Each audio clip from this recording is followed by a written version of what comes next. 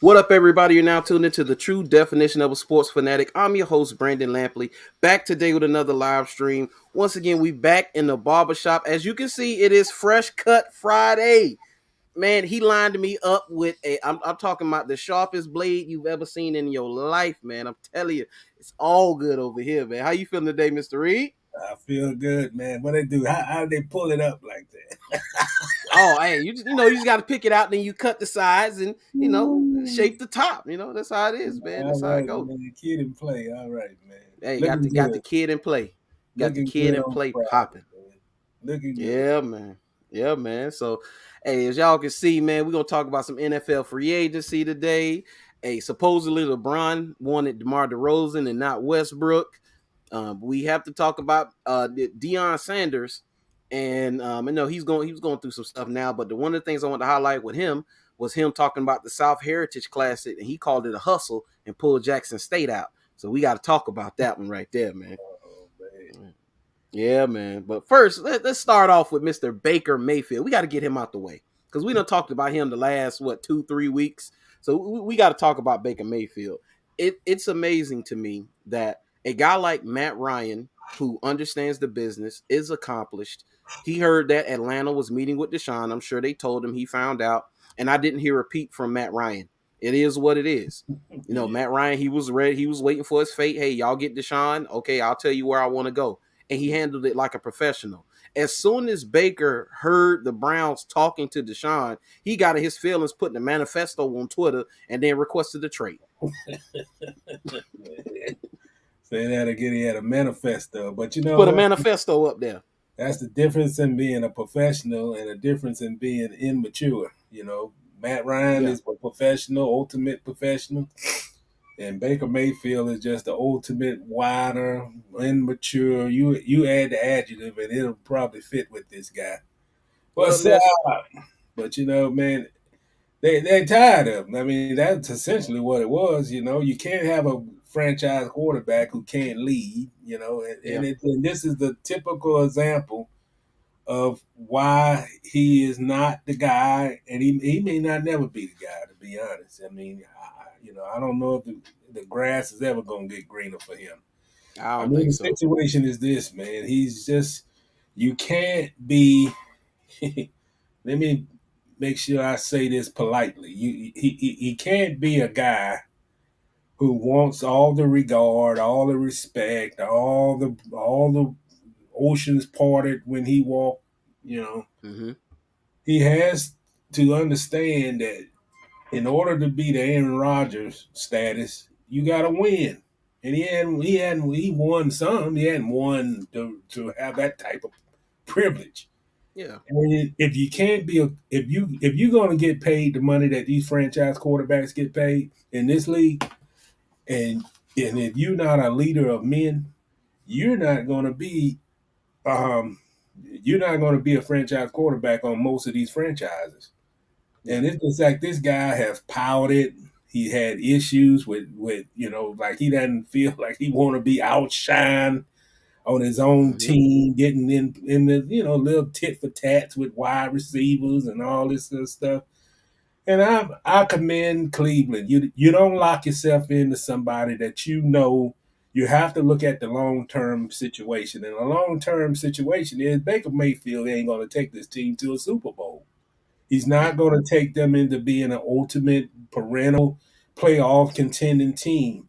His personality fits his playing style. He's up and down, up and down, up and down. His personality Yeah. is up and down. His play is up and down. And you can't win in this league, which if you don't have leadership at the top, if you don't have Yeah. leadership at with the guy calling the plays and running the offense as a quarterback, you're not going to win. And and to be honest, I think he created his own exit. Yeah, I mean, he created his own Yeah. exit by just acting childish. He was childish. You don't go make a manifesto because it's business. That's what this Yep. league is all about. There's no permanent anything in here. You could be here today and gone tomorrow, and there's no special privileges because I'm Baker Mayfield from Oklahoma and I won a Heisman. I mean, there's many guys in this league that won Heisman. That's a status quo, but it ain't nothing like you. Everybody gotta just bow down to you because you the Baker Mayfield from Oklahoma who won a Heisman. I mean, come on. If you don't produce in Yeah. this league and you don't take your team to the long playoff runs or knock on the door of the Super Bowl after what 4 years he's been there, then they're going to look at ways to get it done. Ask the quarterback in Detroit who was with the Rams. Ask him. Well, Yeah. where is he at? He ain't with the Rams, and he took that team to a Super Bowl. Yeah. So it's the not for long league, and he Yeah. keep playing. If he don't get himself together, if he don't change his attitude and just be more of a team oriented player, he's going to Yeah. be another. I mean, he's not going to be in this league. He's going to be a backup. He's not going to be a starter. But that's Right. just childish. It's childish, man. You don't be a guy who reacts publicly. You a lot of players don't like what the decisions are made by the front office. But do you think they're going to write a manifesto? Do you think Right. they're going to hint that hey, you don't see it my way, then I want to leave? That kind of thing. No, they don't do that. They go knock on the door and talk face to face, man to man, and clear the Mm-hmm. air, tell them what they feel, and then it's there nobody's business but what was said in the room. But this guy, he's a I don't know, he's a Hollywood with no Yeah. talent. Yeah. Ness say you say Mayfield has no fight in him. He should have said, okay, well, best man gets the job, bring it. Nah, he folded like a tent before the show even came to town. Wow, boo hoo. Hey, that sums him up perfectly, Ness. Hey, Baker Mayfield is nothing but Johnny Manziel with a bottle of Henny and some Jordans on. I mean, if you're really being honest, because the Yeah, same personality, he's gotten in trouble. He's yeah, enigmatic. He's up and down. He's just a better professional quarterback than Johnny Manziel will ever be. But dude, it's he's right above Johnny Manziel. So he still got the stink from him because the fumes go upward, man. So uh, it's crazy. See, AFC West finna be crazy. Yeah, I've been seeing the AFC West is stacked now. The AFC West is stacked now. I've seen a lot of takes saying that the Broncos are still maybe the fourth best team in that division, even with Russell Wilson. Yeah, we're definitely going to see. Let's see exactly, Uncle John. Many have won the Heisman, and that's it. You got to be able to play the long game in the NFL. Yeah, yeah, you do. yeah. You got to be longevity. Nobody cares about no Heisman Trophy winner that happened 5 years ago. Yeah, I mean, if this guy, he's just got to understand, man. The sea doesn't part because I'm Baker Mayfield. I mean, who cares about that?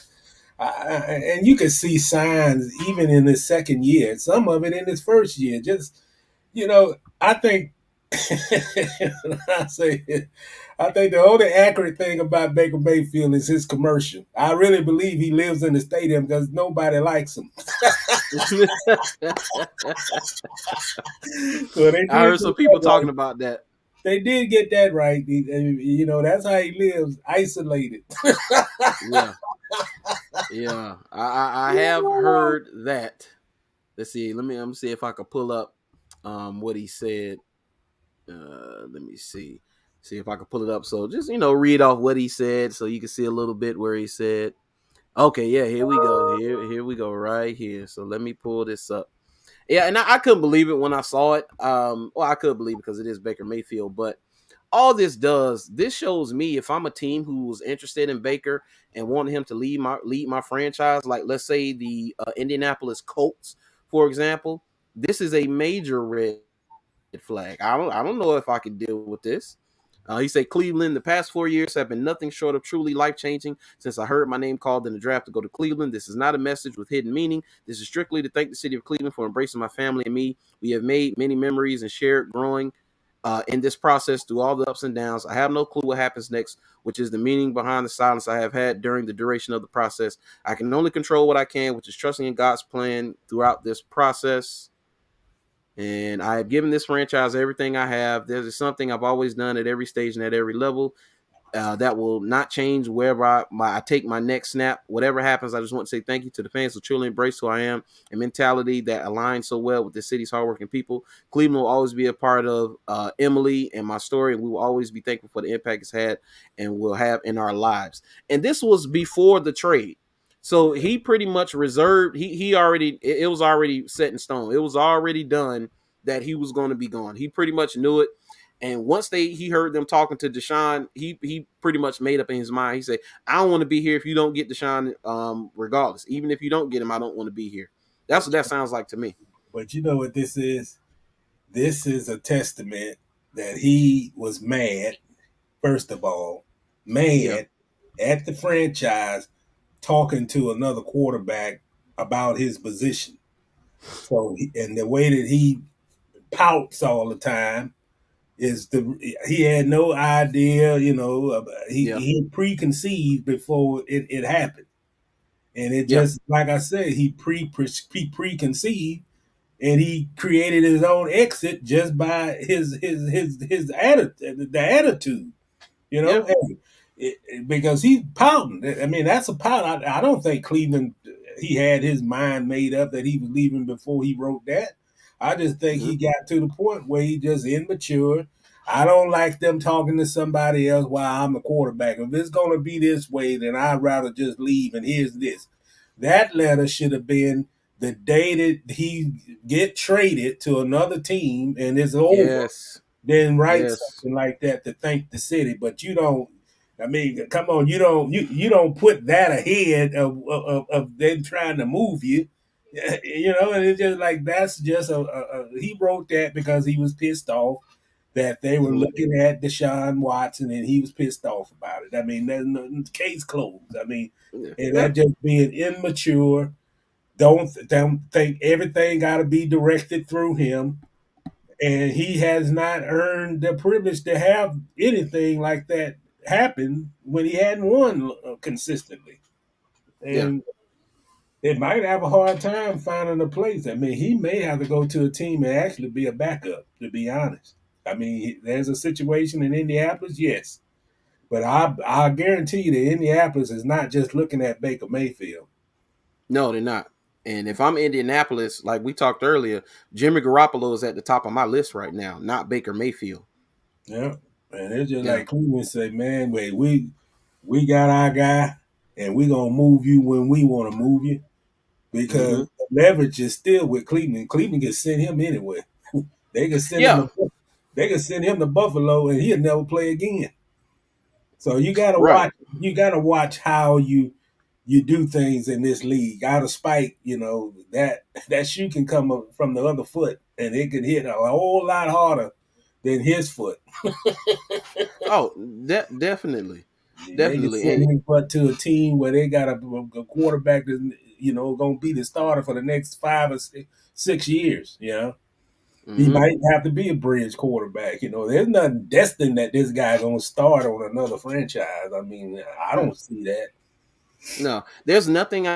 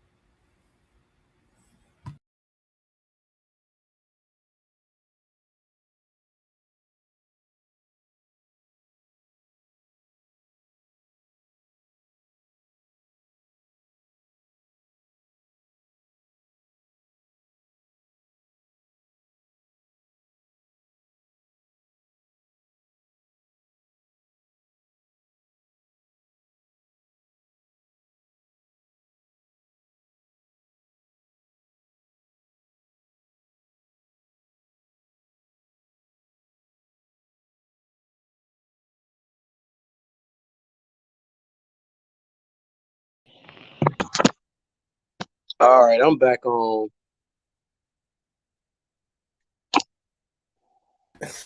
There you go. Can you see me, Mr. Reed? Yeah, I see. I see. hold on, just a second. Let me You hold got your phone? on. Okay.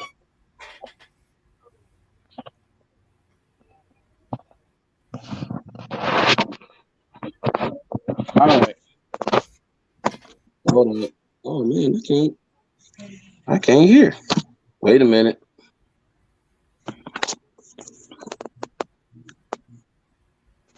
All right, can you hear me? Yeah, I can hear you. You hear me? I can't hear him. Why can't I hear him? You want me to get back in it, or get back out and come back in, or what? Oh, you know what? I got it. Settings, audio, mic is default.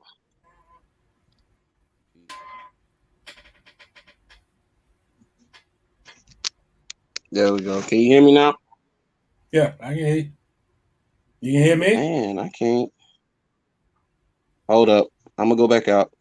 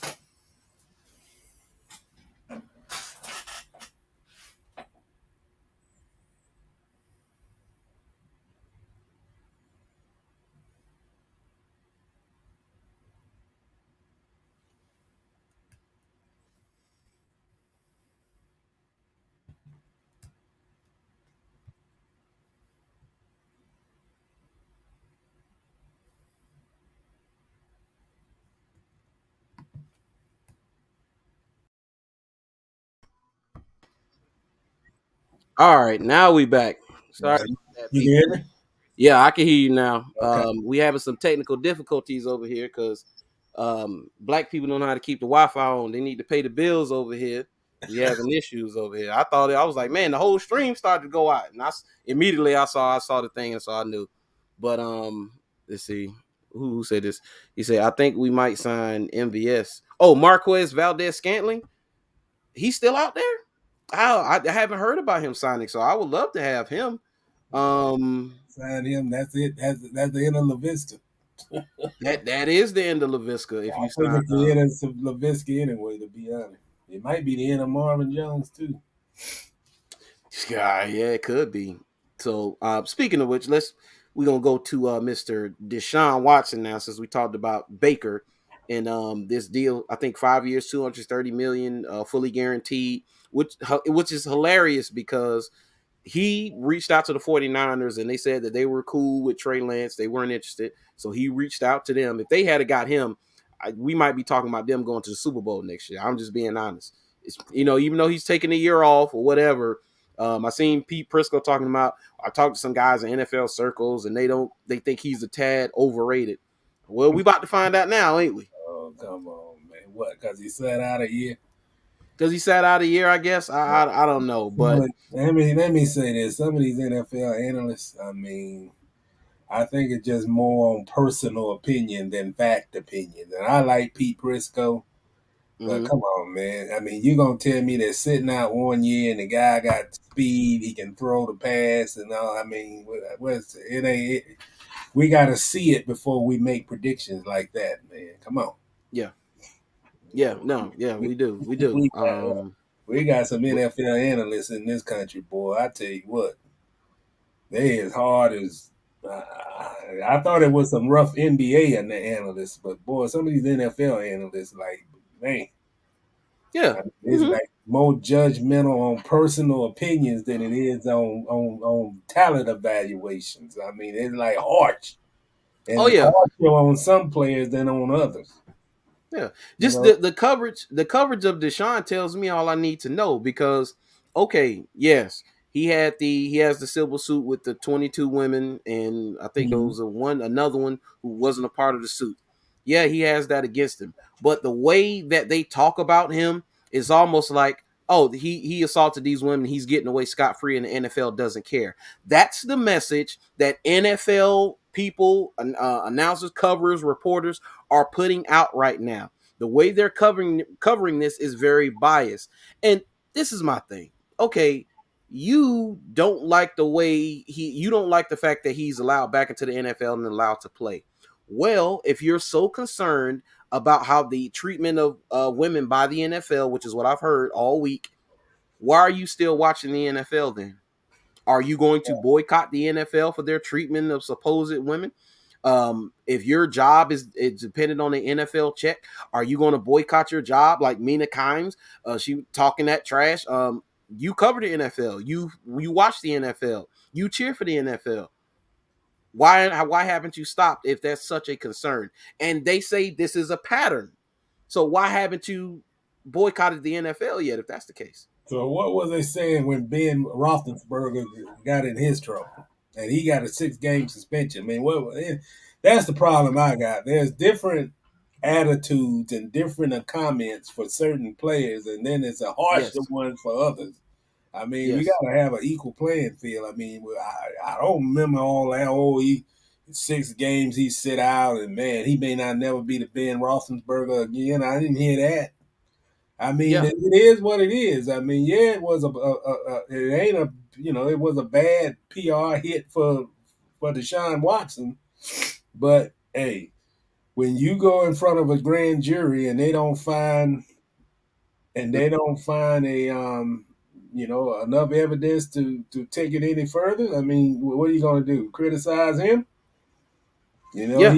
That's the proper channels of the legal system, and the legal system took its course. And that's why you got a franchise in Cleveland willing to. How much is that contract? 200 and what? $230 million. $230 million. So, hey, in that league, you're gonna have people that like you. You're gonna have some people that don't. And obviously, the one that matters is Cleveland. Yeah. That is the one that matters. Yeah. And so now with Deshaun, I wonder, like, the playoffs, of course, the playoffs is an expectation for him next year. Even with him being in his first year, the spotlight is going to be on him. And one thing that Ben Roethlisberger and guys who've gotten in trouble in the past, regardless of what the situation was, the way you get past it, the way because he's ready to rehab his image. He's ready, he's ready to get back and be the man that people thought he was. You have to win though. You have Yeah, to win. yeah, you do. If Yeah, all seems to be forgiven if you win. If Deshaun goes out and he balls out, those same people who are talking that noise now are going to be posting his highlights. I predict that he will ball out. I mean, Yeah, that'll be the least of his problems is being a good quarterback. They have to supply him with some receivers and just put some talent around him. But I mean, come on, I don't believe this notion that hey he done lost his skill set because he sat out and been under stress and all that, man. yeah, And I don't think he should even make statements like that until you see it on the field. This is predicting of just being an analyst and predicting just based on personal opinion and not based on that you saw something that make you say that I don't think that he has the same skill set that he had before sitting out. I mean, and that's the yeah, thing in this when you cover this league, you really have to take away your personal feelings because your personal yeah, feelings can get hurt a lot in this league. These guys are millionaires. Sometimes you have to realize that they are, and you have to realize they got guys like Andrew Norwell, and it's just like the worst thing in the world for him to talk to media, and you can't take it personal. yeah, You can't sit up there and say he horrible because he treated you like you wasn't nothing. And I think there are reporters in this league who take it personal because we haven't been in a yeah, locker room in 2 years. But if you go in a locker room and you ask a guy, "Can I get a couple of seconds with you?" and he might say, "Hell no," then you hmm can't take it personal to the level that when you go on a national talk show or on a radio show and you just trashing the guy based on he didn't treat you right. He Yeah. didn't treat you right, or you yeah, you know what I'm saying? I mean, it's just Oh like yeah. you gotta be a little more professional than even if you have the platform that you can speak about a whole lot of things, but you shouldn't take it personal because he said something you didn't like, and now you're gonna go on the airways Yeah. and say I don't think he's gonna be a good quarterback. I mean, come on, man. Yeah. Yeah. I'm with you. I'm with you. It's bias. I mean, the bias. I saw the bias when they held To out of the Hall of Fame for 2 years, man. Yeah, well, it goes on. I mean, I worked with a guy in New Orleans, and I mean, I don't know what happened, but whatever happened, he just despised Jamal Mashburn back in the first couple of years that I covered. He didn't like him, and what I've heard that Mashburn said, "Man, I don't want to talk." It's as simple as that. I don't have nothing to say. And then he started criticizing about his injury history, this and that. He's faking injuries, and it just, I mean, Yeah. I don't like to see things like that, man, because you can say a whole lot, and especially when you go on these national talk shows and radios or podcasts or whatever it is, and this stuff goes on, man. I mean, this is true facts that there are sports writers in this country who personal feelings, Yeah. and it could be just as simple as that.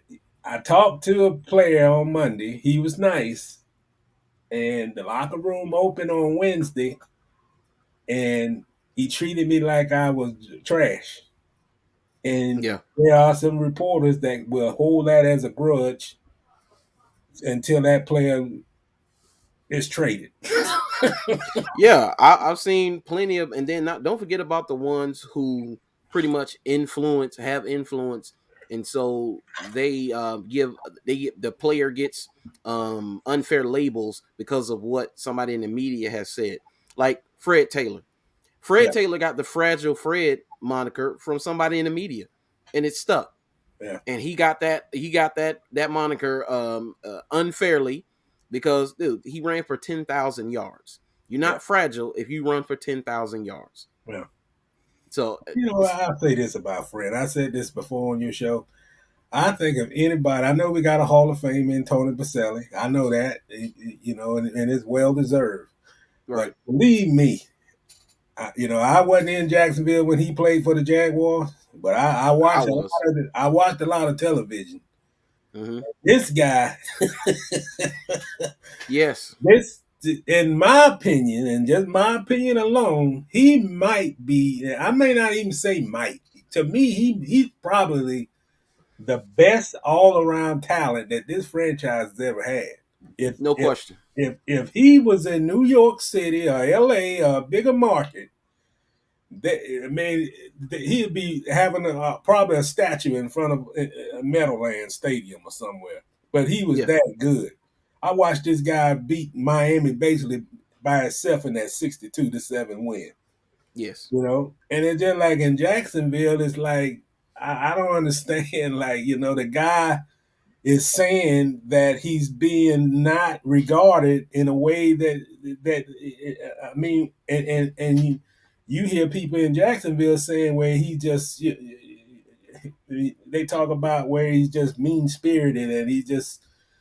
I mean, come on, man. He's not mean spirited. I mean, he shouldn't have to toot his own horn to show that, hey, this man did a whole lot in his career, and he should be considered Hall of Fame. You know, from Yeah. his rushing records, from the things that he playing hurt, and a whole lot of other things, Yeah. and it just seems like he's just an afterthought. Like man, Yeah. I mean, Yeah. When I he don't get it.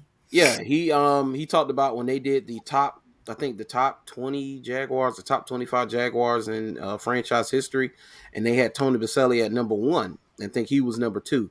And he said, with all due respect to Tony, Tony's great, but he said, hey, there's no way Tony's better than me. They said, no way. He said, no way. And so that rubbed some people the wrong way, but I don't care. It's the truth. Yeah, It's the truth. got speed. I mean, that's Power, why do all of you that. think they call it the skill position? I mean, he's at a skilled position. He could have. I mean, why do you think running backs don't last in this league long? I mean, they open targets. I mean, this Yeah, guy has speed, grace, and it's just like I don't know, man. He could have been. I've been in other NFL cities, yeah. and their stars are much more appreciated than what I see that Fred Taylor get in Jacksonville. And I don't understand that, man. It just Yeah. Well, it is what it is, man. But yeah. oh yeah. So we talk about this free agency.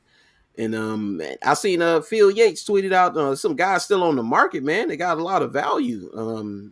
Got Bobby Wagner, Teron Armstead, Tyron Matthews, Stephon Gilmore, OBJ, Lyle Collins, Jarvis Landry, Zadarius Smith, Jameis Winston, and Calais Campbell.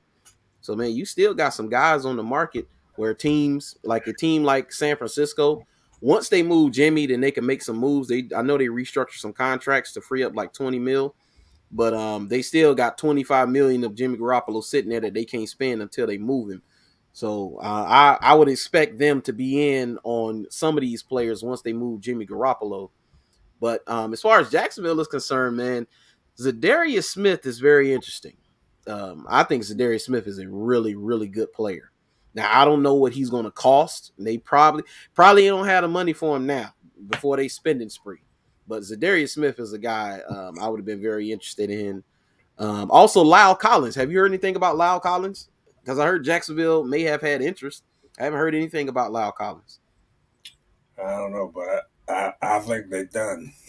You Unless think they they're go done? sign a running back or something. Yeah, I think they're done. I mean, if they get something at this point, it would probably just be a veteran that they want to just add some depth because Mm-hmm.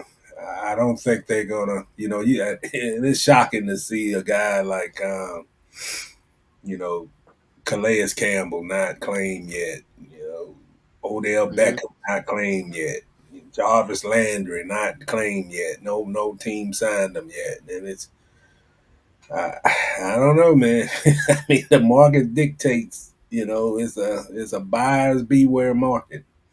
Yeah. And, I think teams right now holding out to see if they can get a lower price. Yeah, and Odell, I understand Odell still being out there because of the knee injury. He talked about giving LA a discount because he loves it out there in LA. Mhm. But if I'm the Packers, I'm getting back on the phone with him and say, hey, come on back up here and let's talk. Yeah, Because now with Devontae Adams going to the Raiders, you got to go get a top guy for Aaron Rodgers now. yeah. Yeah, And and that situation is crazy. this Green Bay situation. I mean, in my opinion alone, but I just think this franchise, the Green Bay, not the Jags, Hmm. man, it's it's a lot of things that they sacrifice just to make Aaron Rodgers happy. Yeah, You yeah, know, and I've said this last year about Aaron Rodgers, man. When you on the cornerstone, I mean, you're right there at the door of getting back to the Super Bowl. But when you're in a situation where you looking at your salary cap and you looking at you can't just go out and sign a whole lot of talent because of the constraints of that cap. And then you have a quarterback, and it just seems like, man, and like I say, his privileges is far ahead of someone like Baker Mayfield. This guy has had, he has won a Super Bowl. But when you got a guy like him who everything's centered around him, the biggest yeah, contract and all that, it's hard for the Green Bay to realize that you paying him that kind of money and you can't bring in guys to supplement his talent, then what's the point? Aaron Rodgers is going to complain if Aaron Rodgers don't make the playoffs or get bumped out in the second round. You don't think Aaron Rodgers is going to be that same outspoken guy that he's been for the last 2 years, regardless of this new contract? I mean, yeah. that's the thing. You don't. I just feel like this franchise is afraid of him or something. You can't give him that kind of money, and you got a guy that you trading because basically you didn't have enough money to sign him to a long term deal. I mean, you couldn't. Their only option, to be honest, after they signed Aaron Rodgers was the only way we're gonna keep this guy. We got a franchise tag him, and he wasn't going for that. Well, yeah. Well, remember I told you about them having they were going to match the contract from the Raiders, and they were going to give him a little bit more than the Raiders. But it was Devontae who said, "I'm done. I'm out."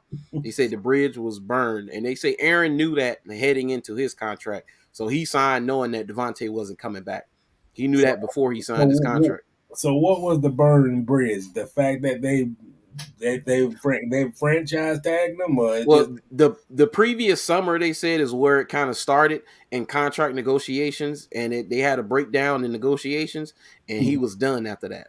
And well, he they pretty should have much, negotiated though. I mean, you can't. You base what you pay for a guy based on his worth, right? I mean, that's mhm, that's generally what you getting.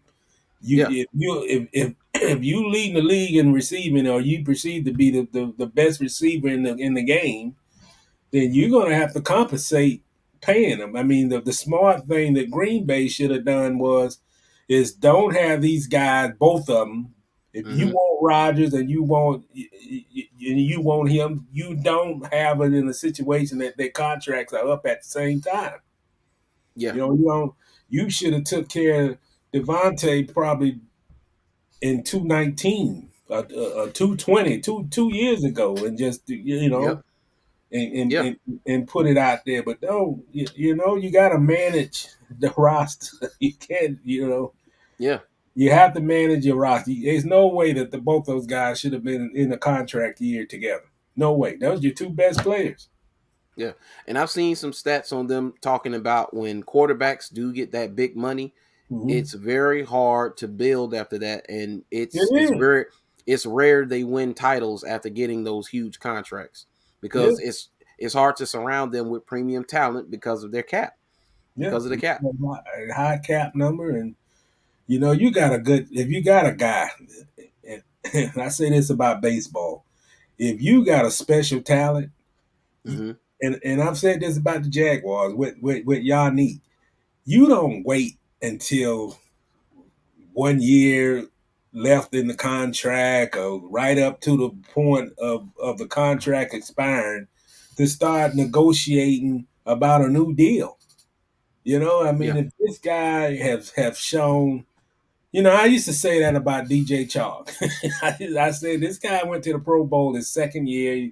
He had 1,000 and something yard. You have a history of not keeping guys into the second contract. Then they should start thinking about it. Maybe in 220 they re-up them. They didn't, and that might have been a smart move. But yeah. when you got a guy that's like the receiver they have had, He's the guy. yeah, it don't take more convincing. He is the man. You've seen what he can do. You know what his value is to this franchise, and tear the deal up. Yeah, If he in year two and he's in a 4 year deal, if the longer you wait is the price is gonna escalate. You can't get away from it. If you want this guy on your team, you want a guy like Devontae on your team, then you tear that deal up at the midway point, or at yeah, least going into the third year, yeah. because it's not going. you It's not gonna work. if you save and hope that maybe his value may go down, then you're in the wrong business. Yeah, he's 29 years old. He still has a lot left in the tank. He's the best receiver in the league. One of the best route runners in and out of his breaks. He's so smooth with it. Devontae Adams, he's just a very smooth, fluid athlete, faster than you think, with really good size. And mhm, I say this too, man. yeah, If Trevor Lawrence have a great season this year, I wouldn't wait till the end of the third year to redo his contract. I would redo his contract as going soon, into yeah, the third year, because it's not. Hey, if you yeah, don't pay now, you're gonna pay later, and if you pay later, you're gonna pay more. Yep. So just do it. That he's going to be a $60 million a year quarterback. Just get it done. Who Yeah. who cares if he's won't be on a rookie contract for the final 2 years of the deal? Yeah. Just pay the man. Don't let him go, and you Yeah. start this contentious relationship, and it get to the point of all that. Just pay the man. Pay the $60 million. You done got over for 2 years of the rookie deal, and Yeah. pay what he's worth. Will they Pay what do he it? wants. We'll see. Yeah. Yeah. No, we definitely will see. And speaking of the Jaguars, I will say I told my people I am not getting excited because until I see W's in the win column. That's the only time I'm going to get excited because we've knocked out the free agency out of the park in the past, and we've seen where we currently are. So it hasn't mattered. Shoot, we haven't had a free agency run like this since what like the off season before the 2017 season Yeah. when they brought Calais, AJ Boye, Marcel Darius. They brought all those guys. Barry Church came over that year, so they brought a lot of guys over that year. And it's kind of the same thing here. We don't have the talent that 2016 team had going into 2017 because even with those free agent players, that was still a very talented team. In 2016, they lost 10 games by less than a touchdown. Mhm. So I've seen metrics on teams that where that happened to them. The next year they take a leap and they usually win double digit games. So we were due. That team was a good team. This team is not. So I don't have that same feeling from the 2016 free agency, 2017 free agency that I have for this one. But I must say they are going, I think in the right direction. And the Christian Kirk contract is not as bad as it looks, people. Calm down. It's essentially a 2-year deal. They can get out of it after 2 years, 37 mil, and they get out of it then. I think you said they had a dead cap hit in year 3 of like 10 mil, but they can Yeah. get out of it. It's not a insurmountable deal. Yeah, but they won't have to worry about that. Man, this kid is good, man. I've been watching him Christian since he Kirk is was good. at Texas Yeah. A&M, and if nothing else, he could be you're not if he's your number one receiver, then you don't want him to be returning punts and kickoffs. But he actually can do that, and he does a great job at it. Yes. I say this. I mean, if there's one thing I like about the 7 guys that they acquired in free agency, Hmm. I think they address the needs. You know, I told you I didn't feel that Miles Jack fit the culture no more. You said that a long time ago. You Well, said that before the season was over. I just felt that he just, that it's just Miles Jack got to really find some things, and he'll find it in Pittsburgh. He's a great young man. He's a great talent, Yeah. Yeah. but he's got to figure some things out about football, and he's got to be a better example of leadership. You know, you Yeah. can't fake leadership, man. No, you can't. You can't fake leadership. And the one thing I say this already about Doug Peterson that's different from we don't even want to talk about Urban Meyer no more on your show, but Please. the guy knows NFL football. Yes, he does. He doesn't have to talk it. You don't have to Hmm. walk it, but he knows roster construction. He knows, the one thing I took away from what he said at this roster construction Hmm. at this Oh, that's news me. conference is that you don't pigeonhole anybody. You know, Yeah. if you got a Christian Kirk, then you don't design an offense that they're going to make it easy for him to be covered. Yeah. So I can tell you already, these receivers that they have, they're going to be in motion. They're going to be playing. They're going to be lining up at different areas. They're going to run bunch sets. They're going to have Kirk playing on the outside. They're going to have Evan Ingram playing on the outside like a wide receiver, even though he's a tight end. Yeah. He can He, play it. He can run. yeah, it's gonna be something similar to Kansas City. You move your weapons around like chess. Yeah. And I think that if you identify what they did, Andrew Norwell, okay. We don't want that type of player on our team. So they don't re-sign him. They bring in Brandon Sheriff, even though he play on the right side. They got to figure out what they're going to do on the left because he's not going to play left guard.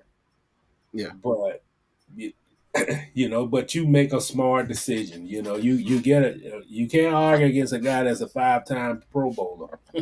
No, that's a big dude. I saw him in the press conference. Yeah, Dude's a unit, man. Yeah, That's a big guy. He's a big guy. And Yeah. then you look at these linebackers, man. I'm not even gonna try to. Hey, listen. When my homeboy Chris, I was talking to my buddy, and he was like, "Yo, what you know about the Atlanta linebacker?" I said, "Dog, I did a snoop. Who?" When I saw that name, like, who is that again? I may have seen his name once or twice, but I never remembered it because the way it pronounced it, I couldn't remember it. Aluawan. Yeah.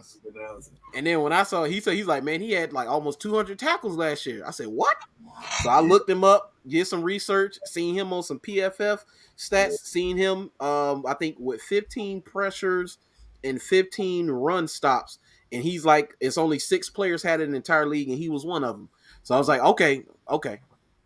Hey, when you lead the league in tackles, 192 tackles, lead the league. Yeah. You don't need that's all the convincing I need. That his guy make tackles everywhere on the field. He's got speed. And he's a guy, and I'm gonna say this, he's a guy that gonna make you forget about a guy like Miles Jack because it's consistency. He's gonna be consistent. He's gonna be, I don't know, I feel he's gonna play middle linebacker with that amount of tackles and not weak side.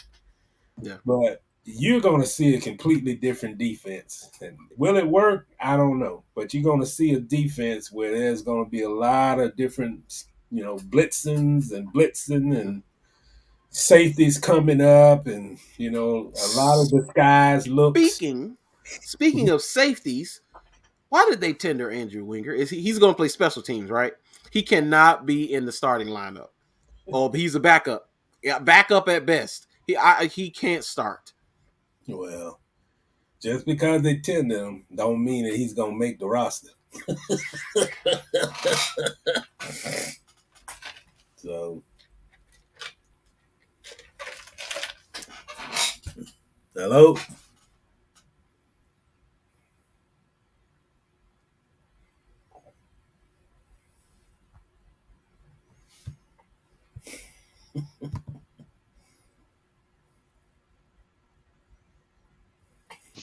Yo. Once again, dog. Once again. Hold on a second. Oh, goodness. Let me remove that from here. There we go. All right. Let's see. All right. Hold on.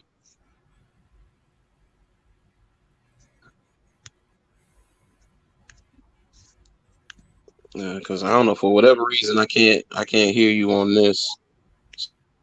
What is that? Well, that's your phone? Yeah, this is my phone. Okay, so I'm until that come back up, we on the phone. All right, but I can hear you good. You good. We good to go. But okay. Andrew Wingo, what was you saying now about Andrew? Please don't tell me Andrew Wingo to start. Start? Man, I don't even think he deserves a roster spot, to be honest. That's my opinion. Yeah, I think he, the reason they tended him because, he brings competition. I will say that, they want competition, which nothing wrong with that, but I'm not assured. I wouldn't even give assurances that he could make this roster, to be honest. Mm-hmm. Right. It's time. It's time for guys to shine, man. It's time for guys to meet the expectations. Yeah. If you supposed to be who you are, then it's time for you to show it. And I'm speaking of Andre Cisco. Yeah. Now this is this Andre Cisco's time. I felt like they probably. Well, how healthy is Rayshon Jenkins? Is he on track to come back? Uh, hopefully, I don't know the prognosis on him, but I think I think he's in. He should be back. I mean, I just say it like that. I don't have any concrete information on what's his status, but I think if it's more serious, I think they would have went out and got another safety at this point, Yeah, and not Andrew Winger. yeah, not Andrew Winger, definitely not. No. Now the one signing that interested me, and I wonder what his role is going to be. I think he can be. I think he's a really good player. Zay Jones. Yeah, yeah, Faye. I mean, you look at his situation. He's a starter, played well with the Jets, and he's a big guy. You want you want to have big guys on that defensive line. Yeah. And Oh he no, no, hit. no. I'm talking about the receiver from the Raiders. Oh, Jay. Yeah, Zay, yeah. I think it's Zay Jones. Zay Jones. Mm-hmm. Yeah. Yeah. I don't know, man. I done heard a couple of things about him. I heard that he's basically a little notch better than DJ Chark, but not really. You Yeah. know, I've heard that He's more consistent. he's going to play on the outside mostly. Not a whole lot of great speed, but he's what 6'2", I believe, somewhere like that. Mm-hmm. But I was a little surprised in that one. I also Yeah. was a little surprised that Evan Ingram only got a 1-year deal, and he suggested the 1-year deal. Also, from what we gathered at the press conference with Bulky and Peterson, is that the Jaguars wanted to bring back DJ Chark. DJ Chark didn't want to come back here. So Really? that was probably some of the reason why they got Jones, he would be more of the replacement for DJ Chark than say Christian Kirk. Because even if they brought back DJ, they were still going to get Christian Kirk. Christian Kirk was going to be their number one guy. Yeah, I figured that. But I think this. I mean, you look at a guy. I remember him. He with this is Jones. With he played with Buffalo when Buffalo was in the playoffs with the Jaguars in that 2017 season. So yeah, I think a little bit of that decision had to go into they want to bring in a little bit more experience. Mm-hmm. So Marvin Jones don't have to be the experienced guy. And they also wanted to cut down on Marvin Jones snaps. They thought that Peterson thought that he probably had too many snaps. Too many snaps last season. Okay. So you want to balance it out with the outside guy. But I tell you what, man, on this receivers room, obviously there's going to be a lot more competition. But I don't know about LaVisca. I mean, and particularly, I feel that they still have to go out in the draft. Yeah. Oh man, hold on. All right, there we go. Now I'm back. I feel they have to go in the draft and get a guy like Pickens. He would be ideal, but hey, I'll take the kid Williams from Alabama and just wait till he get a full recovery. It's no rush. Yeah. But they got to get a young, deep threat type receiver to add. And I just don't think LaVisca is that guy. I mean, you talking about, he's his role as a slot possession receiver, but basically that's what it is. I mean, you can find different ways to get him to feature him in the offense, and just find better ways so he could be more effective. Then that's more power to you. But I feel that he's going to have a hard time getting on the field. I feel he's going to have a hard time getting reps. And who's to say they're going to keep 6 receivers? So if they draft at 33rd and take a receiver, I would be willing to bet that receiver would be on the roster than them keeping someone like Laviska. They probably would try to trade him.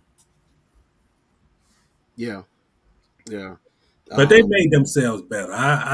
If nothing else, that was the room that had to be fixed. You know, you have to put more talent on the field for Trevor Lawrence. And I like the fact that I feel Evan Ingram, even though he wasn't my top choice at tight end, but he mhm, fits. I thought Ertz would be the if the Arizona would have made Ertz available mhm, and not yeah, re-upped him, I think they would have went after him. I think he would have been their tight end, but not. He was off the market, so you got I'm surely they went to the who's the number two target on their draft on the free agent board, and they went with Evan, who brings a lot of different dimensions. I mean, you want matchup issues. You want a situation next season where it keeps the defense guessing. You know, yeah. and here's a guy. I mean, he doesn't. The one thing I noticed about him yesterday doesn't look nothing like a tight end. He's not. No, He no, he look doesn't. he does look like a big receiver. He doesn't look like a tight end to me. He's Yeah, got the height, but the physical build, he doesn't look like a tight end.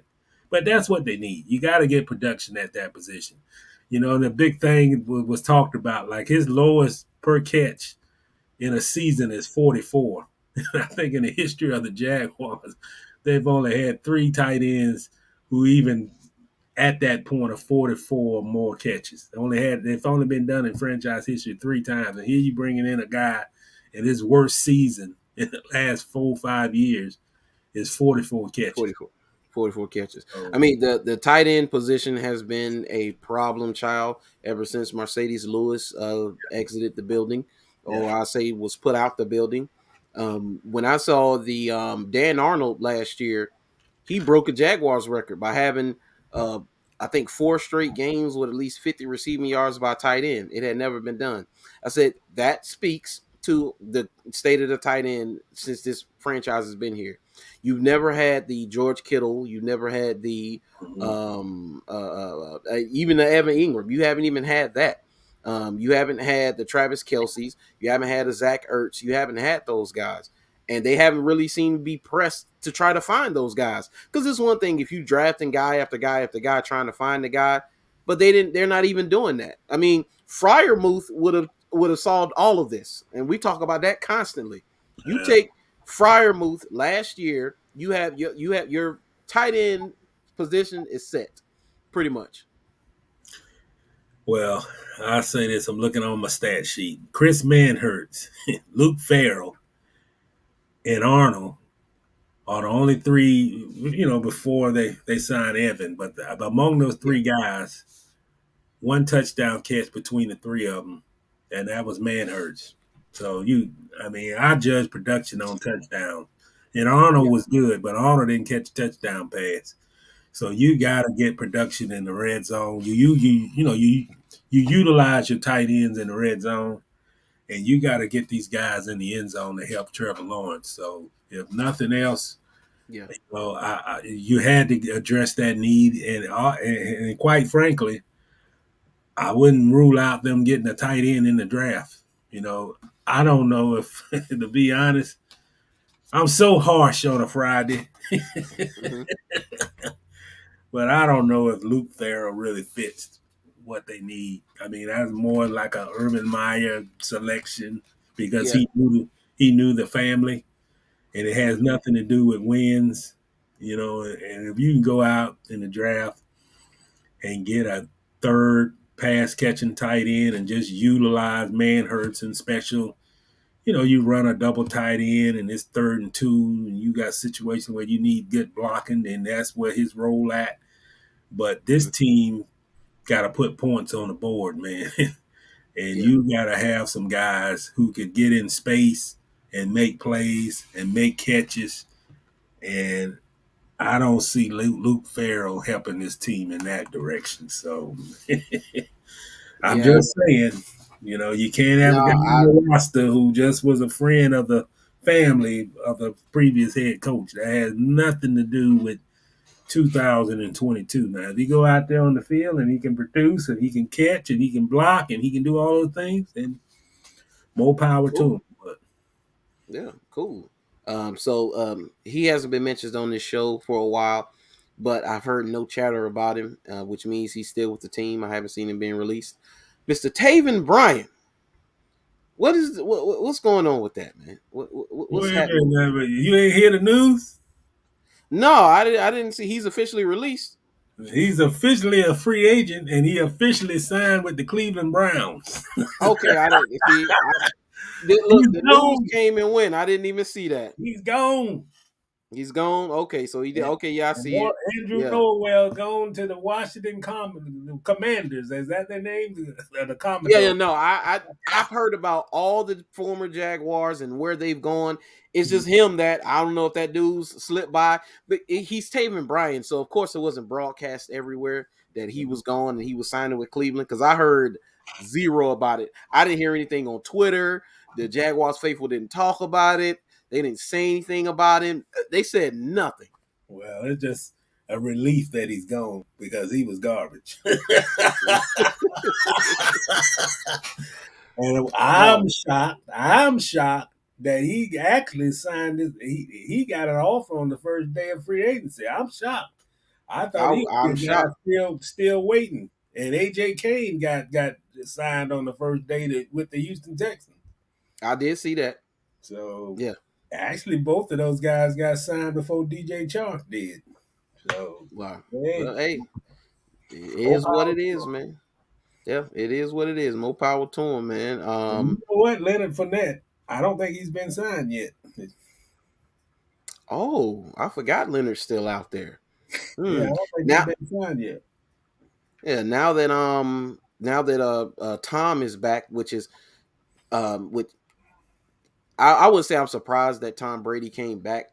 Um, I am kind of surprised about the way things transpired, and him. I personally, I don't. I think his decision to retire was influenced by his wife, of course, and by other outside things, but it wasn't his final decision to retire. And so he decided he was like, you know what? I'm tired of these kids. I'm tired of being here. I'm not done. I got unfinished business. I got to get back to it, dog. I can't sit in here with these children all day, acting the fool. And I seen this little meme where he got a little cat and he crying and he playing Madden. They talking about Tom Brady kids playing Madden 23 just to spend time with him. And I said, oh my God. Hilarious. Absolutely hilarious. But Yeah. now you know what the thing is. Tom Brady, he loses a playoff game, win the Super Bowl. Lose a playoff game, win the Super Bowl. They think he's going to win the Super Bowl next year because that's the pattern. Do you see those Tampa Bay Buccaneers in their current state? This is before the draft, right now, and even with the draft. Do you see them winning the title next year? No, I don't. And I don't either. I like Tampa Bay, but I like them. I mean they'll make the playoffs, but I think their time is up, man. I don't. They lost some good talent in their second They pick lost some talent. there. Yep. You don't. Like Yeah. you said, we just said you don't. We don't know what the status gonna be with Leonard Fournette if he may not re-sign with him. Mm-hmm. And they're good at wide receiver. They lost OJ Howard, but he wasn't really a big factor. But I just think they're a good playoff team. I don't see them as a super. I mean, Yeah.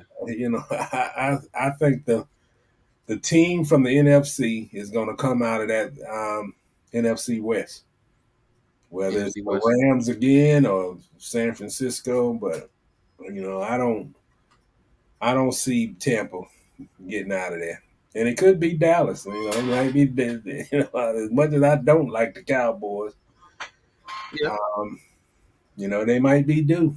So Who knows? so so this is the free agent that's still on the market. That's somewhat intriguing to me. Tom Brady DM'd him and told him to come to Tampa and help him win another Super Bowl, and it made me wonder about him coming here and possibly being here, depending on what they going to pay him, what he would command. But Julio Jones, do you think he has anything left in the tank? Because he did not look good with Tennessee. No, but I think the system kind of, I don't know, it seemed like no matter what, the Titan system is going to run. It's going to involve around Derrick Henry. A Hmm. lot of times they didn't look for him deep, and they No, they already didn't. got a good. What's Brown? I mean, what is the other? AJ Brown. Yeah, they got a great receiver there. So it just seems like there just wasn't. It just wasn't a good fit.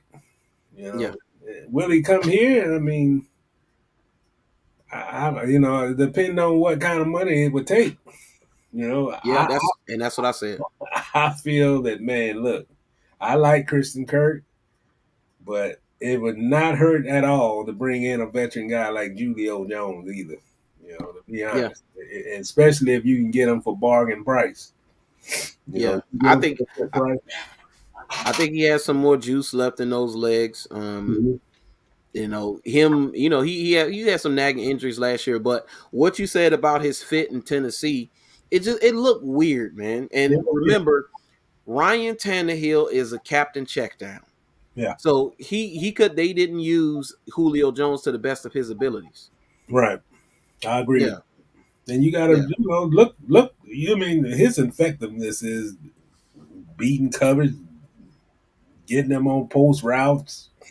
Straight man child. Straight man. Getting them Yeah. in open space. And I just feel like Tennessee didn't do enough trying to get the guy in open space, let him create. It never Yeah. was a good fit. You know, Tennessee is just, I mean, they're a run oriented team, and they're not going to change that. It's Derrick Henry's team, Yeah. and they're not going to be an open. Maybe Julio could be a great fit with the Rams. So it's a team like that where they just all kind of different. Green Bay should be on the phone with him. Yeah, Well, Allen Robinson signed with the Rams, so that's out there. yeah, that's I'm out. surprised with that move. Yeah, when I saw that, I was like, really? I was like, that's interesting. Juju Smith-Schuster is with the Chiefs. So I don't think that ends his chance of maybe going to the Chiefs. But if I'm the Packers, I'm interested. Like Tampa Bay, if I'm Tampa Bay, I'm interested. It's a Tampa. lot of teams that Julio can help right now. Yeah, yeah. I mean, that would be a fit in Tampa Bay. You Yeah, take the place of Brown. But I'm yeah, a little surprised that some of these teams, the playoff teams, are not so called being as aggressive as I thought they were. But that cap, man, yeah, yeah. that cap makes a lot of decisions. Well, from what I heard was they said that Trent Baalke has drawn a bit of ire from other teams the Yeah, way that they've been negotiating contracts yeah, and pushing the price up the way they have. And they said that that's pretty much how you play the game. You do that. You push it up to where only you can pay it. yeah. And hey, that eliminates your competition because if it wasn't the Jaguars, it was going to be somebody else. I'm not gonna complain. I'm just Yeah, glad. I'm not complaining I'm for what. just glad that they said at the NFL Combine they were gonna be aggressive, and I asked them that question. I said, "You gonna be aggressive, or you gonna be aggressive and still be concerned about value?" Hmm. And he said, "We're gonna be aggressive. We're not gonna pay 11 million for a $3 million player, but we're gonna go out and try to hit our targets." Hey, he said that about 2 weeks before for the negotiating period, Yeah. and they came true. But I don't think it's all him. I'm not gonna give all that credit to Trent Baalke. I just think there's a new man in charge. His Yeah. name is Doug Peterson, and he basically said we need to spend this money. We need to spend. We don't need to be, whatever, 20 million, 30 million over the under the cap after free agency. Yeah. And as bad as this roster is, and it is bad, if you look at the players that they did not bring back, this roster essentially has been overhauled.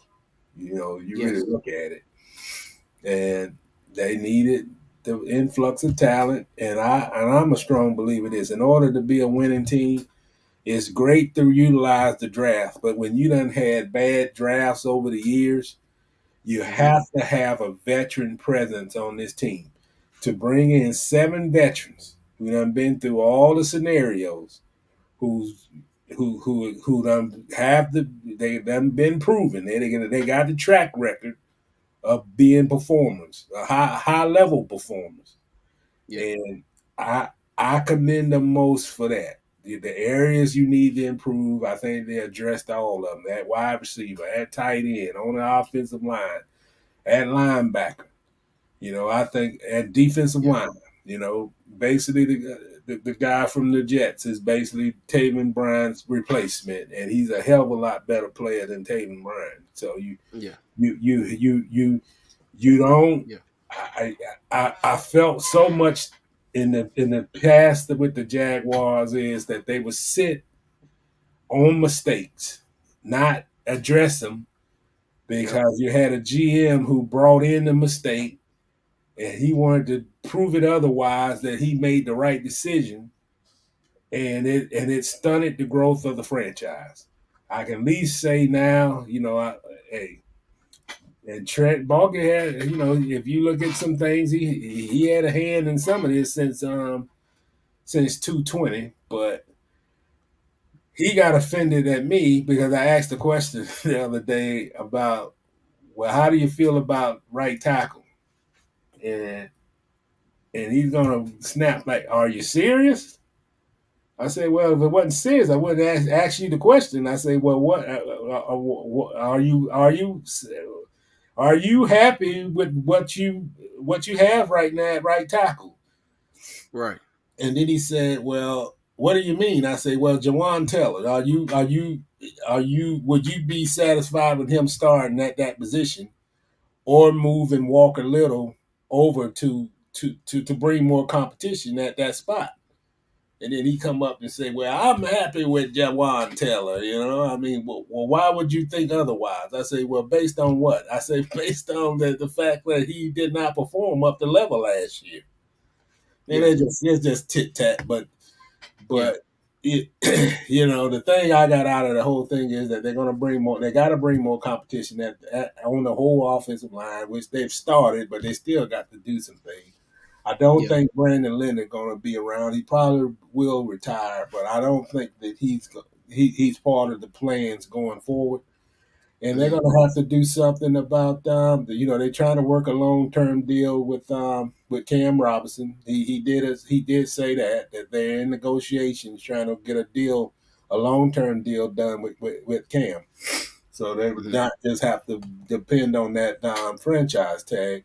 And then you got a situation with Walker Little. So you bringing back Cam Robinson is in your plans now, and he's in Mm-hmm. your plans long term to be your starting left tackle. So where does that lead? I mean, where does Walker Little go? Yes. So Where? they wouldn't say that. I say, and that brought the question. They were talking around the question. Oh yeah, we need to have competition at all these positions, but I think he's going to. And you got another thing, Brandon Sheriff. Mm-hmm. He's playing right guard. They got a hole at left guard. With Andrew Yes. Rivett gone. So they really didn't address that. Oh So no. Yeah. so Yeah. Wow. Wow. Yeah. Yeah. So no Andrew Norwell. Brandon Linder may retire. Sheriff at right guard. Question mark at right tackle. Cam at left tackle. Yeah. That's very reassuring right now. Just listening to that list. Yes, I'm very ecstatic for my young quarterback rolling out next season with that many question marks on the offensive line. Like, well, everybody from what I hear says that the team has basically going to pick Hutchinson from Michigan at that number 1 pick. I've They might heard that. they might need to rethink it because Evan Neal can play a guard spot. You got an opening at the left guard.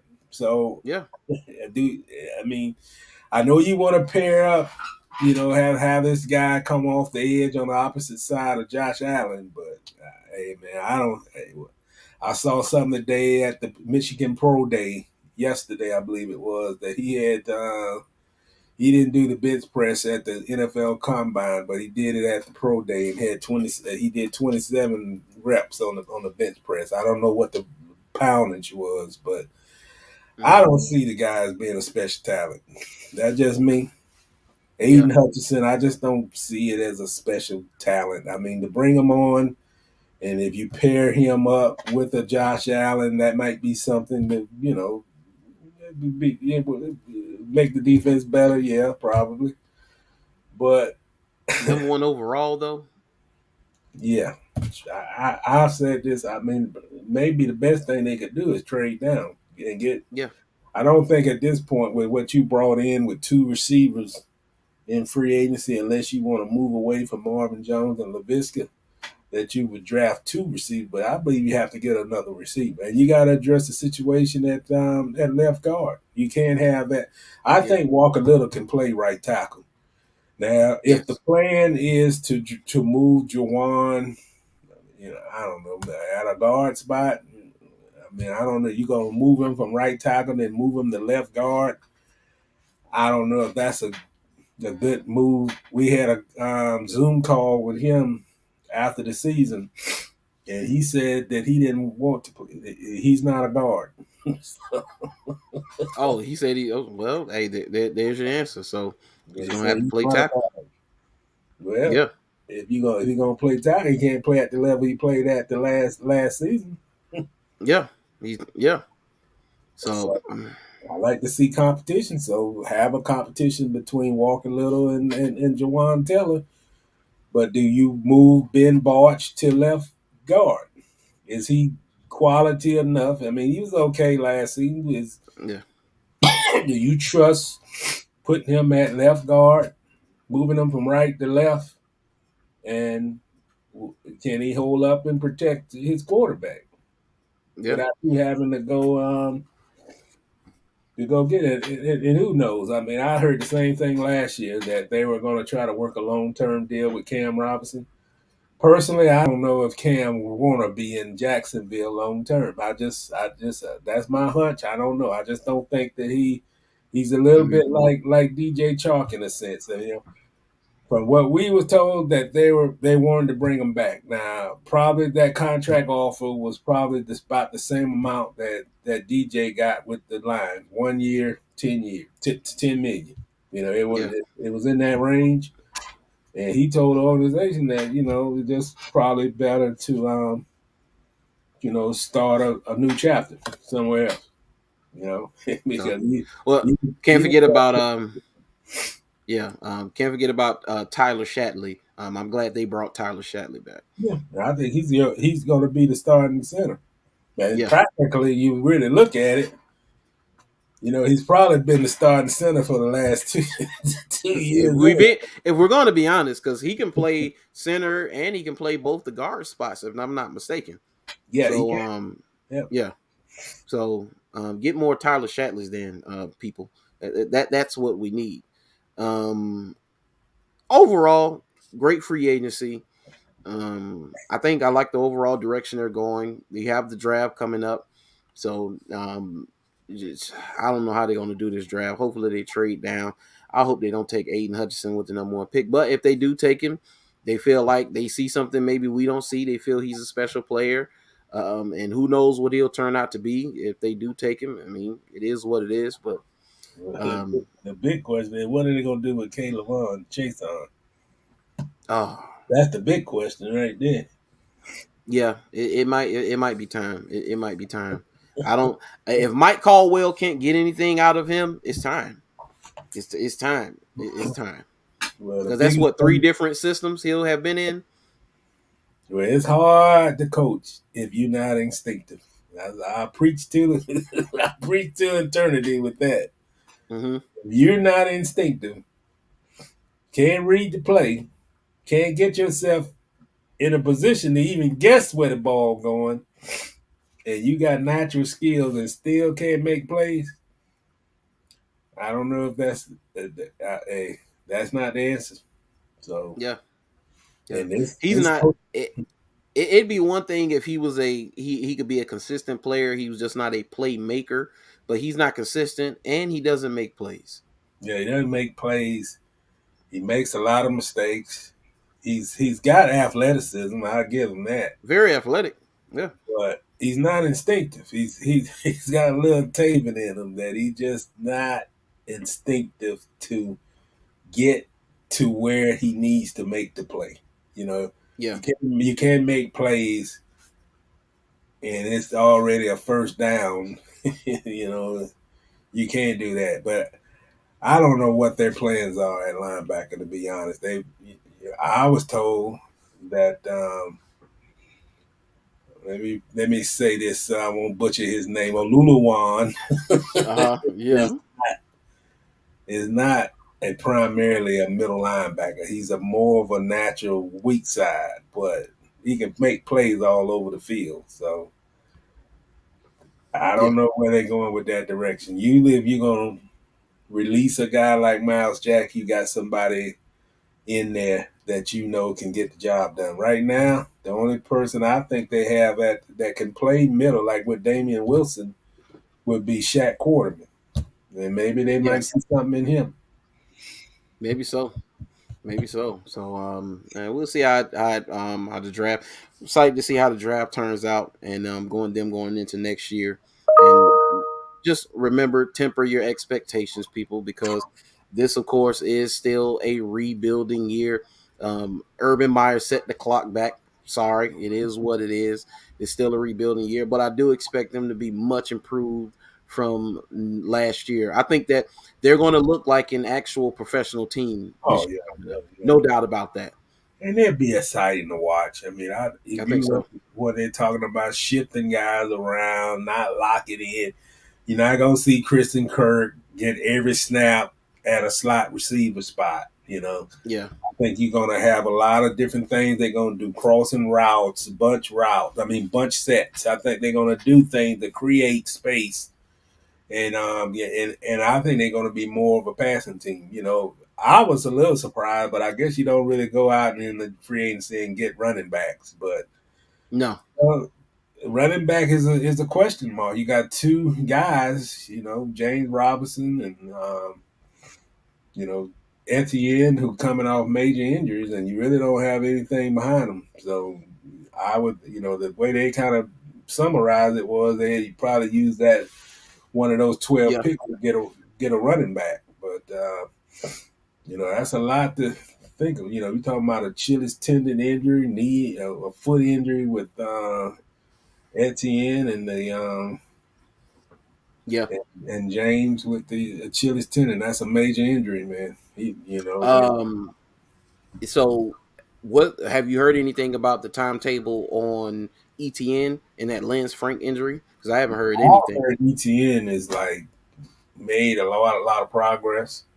Hmm. I believe he's actually doing some field work at this point, and they're expecting him to be ready for training camp. I don't think he's going to be ready for OTAs, Hmm. but from what I'm hearing, that he should be ready to go by the time they start training camp in July.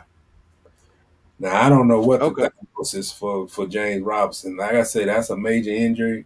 You can't, the problem with Achilles injury, you can't rehab it. You got to heal on its Yeah. own. No. Yeah. You do. So man, so what it sounds like is they need to whether they're going to draft a back or they're going to bring in a veteran back at some point that needs to be done because you got both guys coming back from injury. So Yeah, but ETN is the Achilles. That's one. It's a big one, but I think as a running back, I don't know. I think he'll be fine. I'm more concerned about ETN than the Lance Frank injury, and him being a running back having that injury because there's plenty of players who've had that injury. They say Hollywood Brown had that injury when he was coming in, and now that he's fully healed, he looks like a different player. Um, Same with who was it? Uh, Jones Drew had the Lance Frank that's injury. really hurt toward the end And of his career, though. it pretty much ended his career. Aaron Foster had the same thing, and it pretty much ended his career. Now I've seen linemen have had it in other positions, and it's not as bad because they don't cut. and shift Yeah. on those feet as much as the back does. Yeah. And another thing, surgery What up, Tyler? has Hmm. improved a lot. And it's not. I think they do micro fracture surgery with so it's not like that. The thing about the Liz Frank is it's hard to get the pain never goes away. Yeah. That's the problem with that. You don't really get a good feeling in your foot, in your mid portion of the bottom of your foot. Yep, that midfoot is the U. It's basically like almost like a break in the middle of the foot Yeah, or a fracture in the middle of the foot. Yeah. so he probably gonna have to play with pain for the rest of his career. Probably. Man, I don't know how successful his surgery is, but I've heard Jones Drew said what the difficulty was with Hmm. that injury, and it just said you lose the feeling of your foot, and it just painful. You lose the feeling, and then you just feel like a bunch of like have you ever had the feeling in your foot when it falls asleep? Oh So yeah. they're saying, So it kind of feels like that. yeah, that's what it feels like. Uh, Yeah, imagine trying to run. Imagine trying to run on that. That's because when I saw the injury, I was like, man, I knew it was something serious when I saw it. When he left the field, because I'm like, why did he leave the field? Look, he looked a little weird. I wonder what happened. And I said, that can't be good. Whatever that is, it can't be good. Yeah. And a couple people knew what it was right away, and it was like they called it right away what it was. Dude, he's such a young player, so hopefully him having youth on his side helps, and he can come back because I think that guy's an explosive player, man. Oh yeah, especially when he was in college. So yeah, I just want to see the guy. I mean, just show that Yeah. explosiveness that he had at Clemson, and just you look at him getting injured in a meaningless preseason game Hmm. in New Orleans. So, Yeah, a meaningless game. Yeah. So, well, we're gonna put a pin in that free agency talk and Jaguar talk. And yeah, we at out 27, so we doing good. We're gonna get these last two topics and we're gonna get up out of here. You got places to be and I got places to be. So man, we got to talk about this Dion Sanders. Recently he was in the news because I know he had complications from his foot surgery and he had to have two toes amputated. And say he pretty much throughout his career he had issues with turf toe. mhm. So it just it was, I guess it caught up with him and from the complications that he had. But like I told my mom, I said if Dion could line it up all over again, guess what Dion is going to do? He's going to line it up every time. And he's going to play ball, regardless of the outcome. Mhm. Yeah. So Deion Sanders and Jackson State sued by the Southern Heritage Classic organizers. So this was interesting because I like what Deion said. So Deion Sanders and Jackson State are being sued by the organizers of the Southern Heritage Classic, according to Action News 5, after the coach's recent critical comments about the Tigers' 2022 game in Memphis Liberty Bowl against Tennessee State. The company that manages the South Heritage Classic filed a suit this week in Memphis against Jackson State and the Southwestern Athletic Conference after JSU said it wanted to sever ties and end the remaining 2 years for the game on the contract for the game. The suit also named defendant board of trustees as state institutions of higher learning as constitutional governing body of Mississippi State Institutions of Higher Learning, which includes defendant JSU. Early this spring, Jackson said on a podcast that the game was a hustle. Oh, Sanders said that. Deion Sanders said the game was a hustle and that JSU would make more money by finding better scheduling opportunities. So the current Southern Heritage Classic is a 5-year term through 2024 for both schools. JSU said in a letter this week, confidential legal correspondence between JSU and Summit Management Corporation was leaked, which did not reflect the ongoing communications between the parties. So this is what Deion said. He said, I should have got him. He said on Dan Levitar's show, he said, I was very, very, very good. I may say in the interviews. In one of the interviews, I was so darn good. The guy asked me, when could I start? When can you really start? I told him when it was possible, and they went in the direction and went another direction. I wasn't upset. That means that God needed me to continue to be at Jackson State. Okay, so it's been an eventful offseason. He recently, had the toes removed, and he was revealed to have he has previously interviewed for several Power Five head coaching jobs. So he's already interviewing for head coaching jobs. The one job that's going to pull him away from JSU, and like I know, is Florida State. There's no way he turns down being the head coach at Florida State. Well, But it might be that. go ahead. I just say it might be that time. I mean, I don't know, man. I just don't think they got the right guy at Florida State. Yeah, they may not have the right guy at Florida State. See, so Sanders managed to sign his second consecutive head turning recruit. Yeah, he signed Travis Hunter. Let's see, I'm trying to see where his comments were. He said, "I'm not looking to tomorrow. I don't do that right now." He said, "I focus on today." Oh, that's him talking about. So basically, he called the game a hustle, and I seen a breakdown of basically them. They don't even come out even after going up there for that game. And he was like, "Dude, y'all are making all the money. We're not making any money because this was a $6 million deal between the two schools and this management team. But here's the problem: you have a 2-year contract. You have a 5-year contract with 2 years left. The only way you get out of this contract to me is the way most people get out of contracts. You got to pay. You want to get out this contract, you have to pay because I'm expected to hold 2 more games between you and Tennessee State, and I'm banking on that money from that. So I'm not letting this go for anything if I'm that management team. I don't care if it's a hustle. This deal was signed before Deion Sanders came there. Yeah, it took Deion to come and see that it's a sham and it's terrible and we need to back off, but you got 2 more years. You either pay or you play. Well, I like to ask this question: is he the AD? Is Dion his AD at Jackson State? Right. And I like what he's doing. I like what he's doing. I like that he's bringing exposure to the SWAC and Jackson State, but man, you can't conduct business. you can't back Called out. it a hustle. You can't back out contracts that's been signed and don't put some upfront money to compensate of what. But as I said, I'm not gonna trash Dion, but man, you gotta. No, I'm not trashing him, but you gotta have a business contract or contracts, and once you play the 2 series, then you make sure that you're not going to resume that again or change the language of the contract where you basically make sure that you break it even or something like that. But just the back out of the deal, and that's not a good example setter.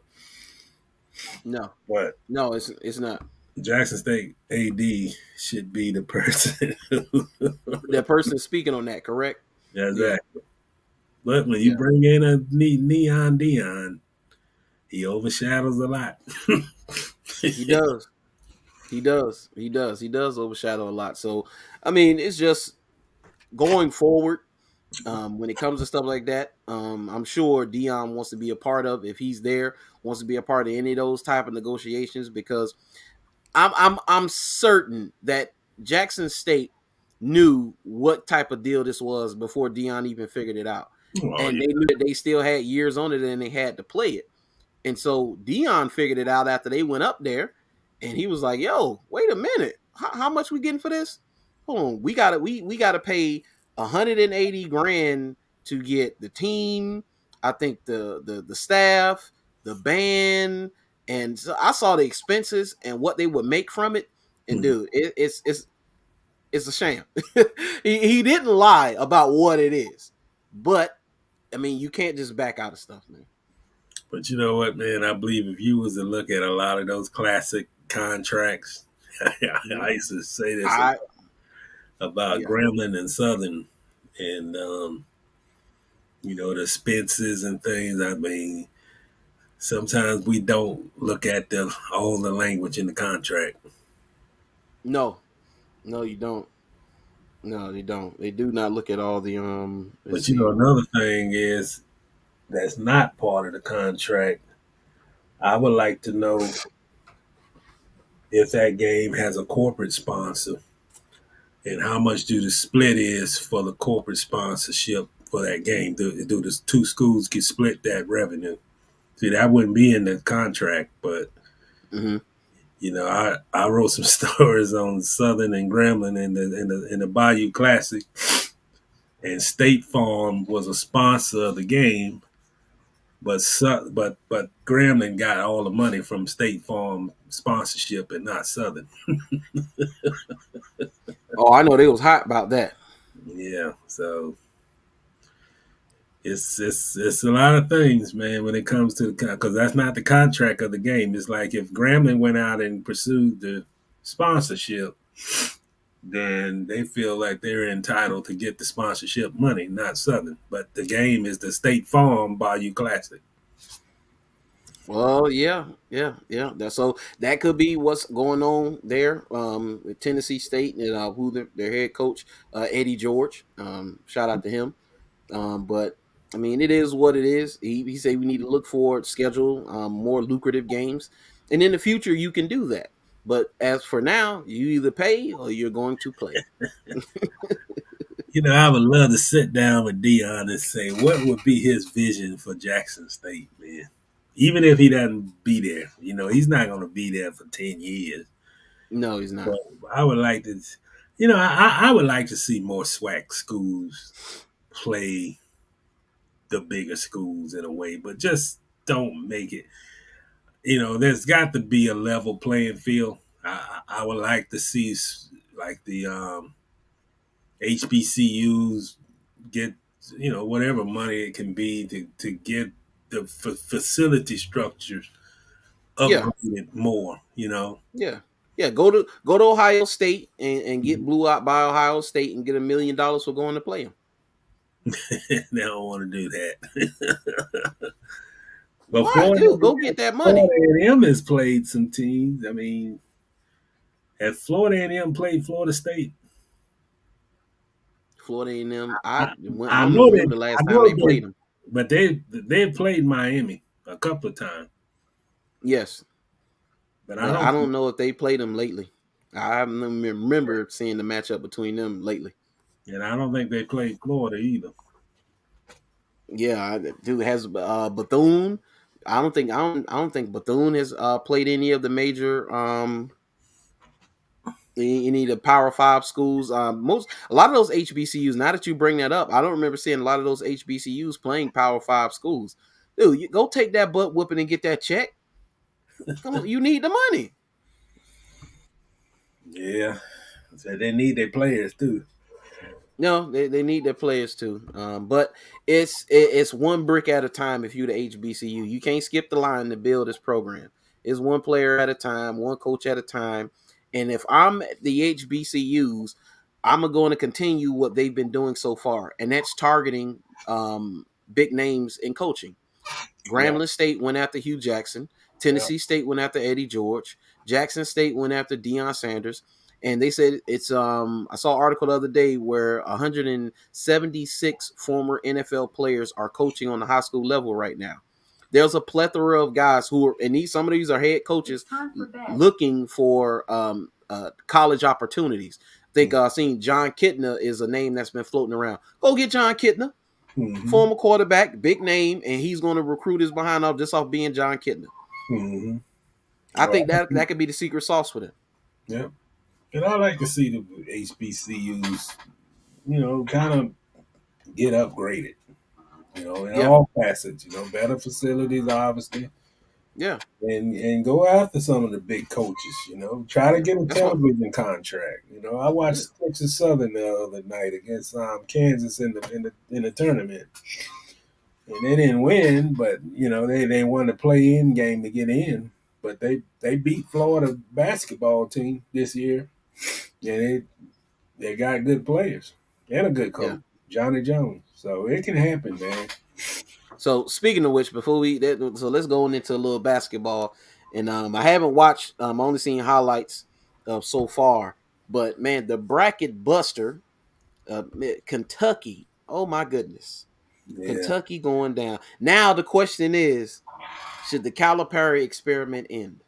Should they go ahead and part ways with Calipari?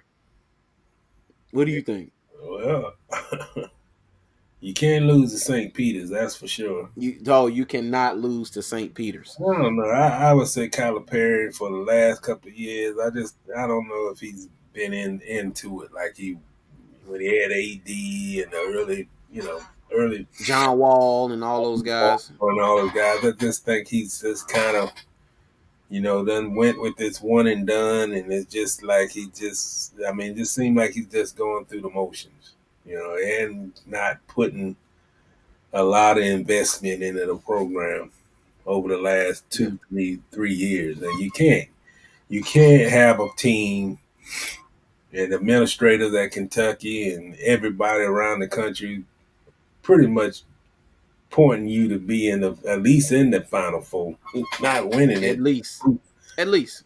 at least in the Final Four. You play a team in the opening round of the NCAA tournament, have an 8-point lead in overtime, and can't keep it. That's a bad look, man. And It's a bad look. I listened to talk sports radio this morning, and they talked to a reporter up there in Lexington, and they said the administration of Kentucky is not happy. Oh, I'm certain. Because they paying him a pretty penny. Yeah. Calipari is one of the highest paid coaches in the entire country.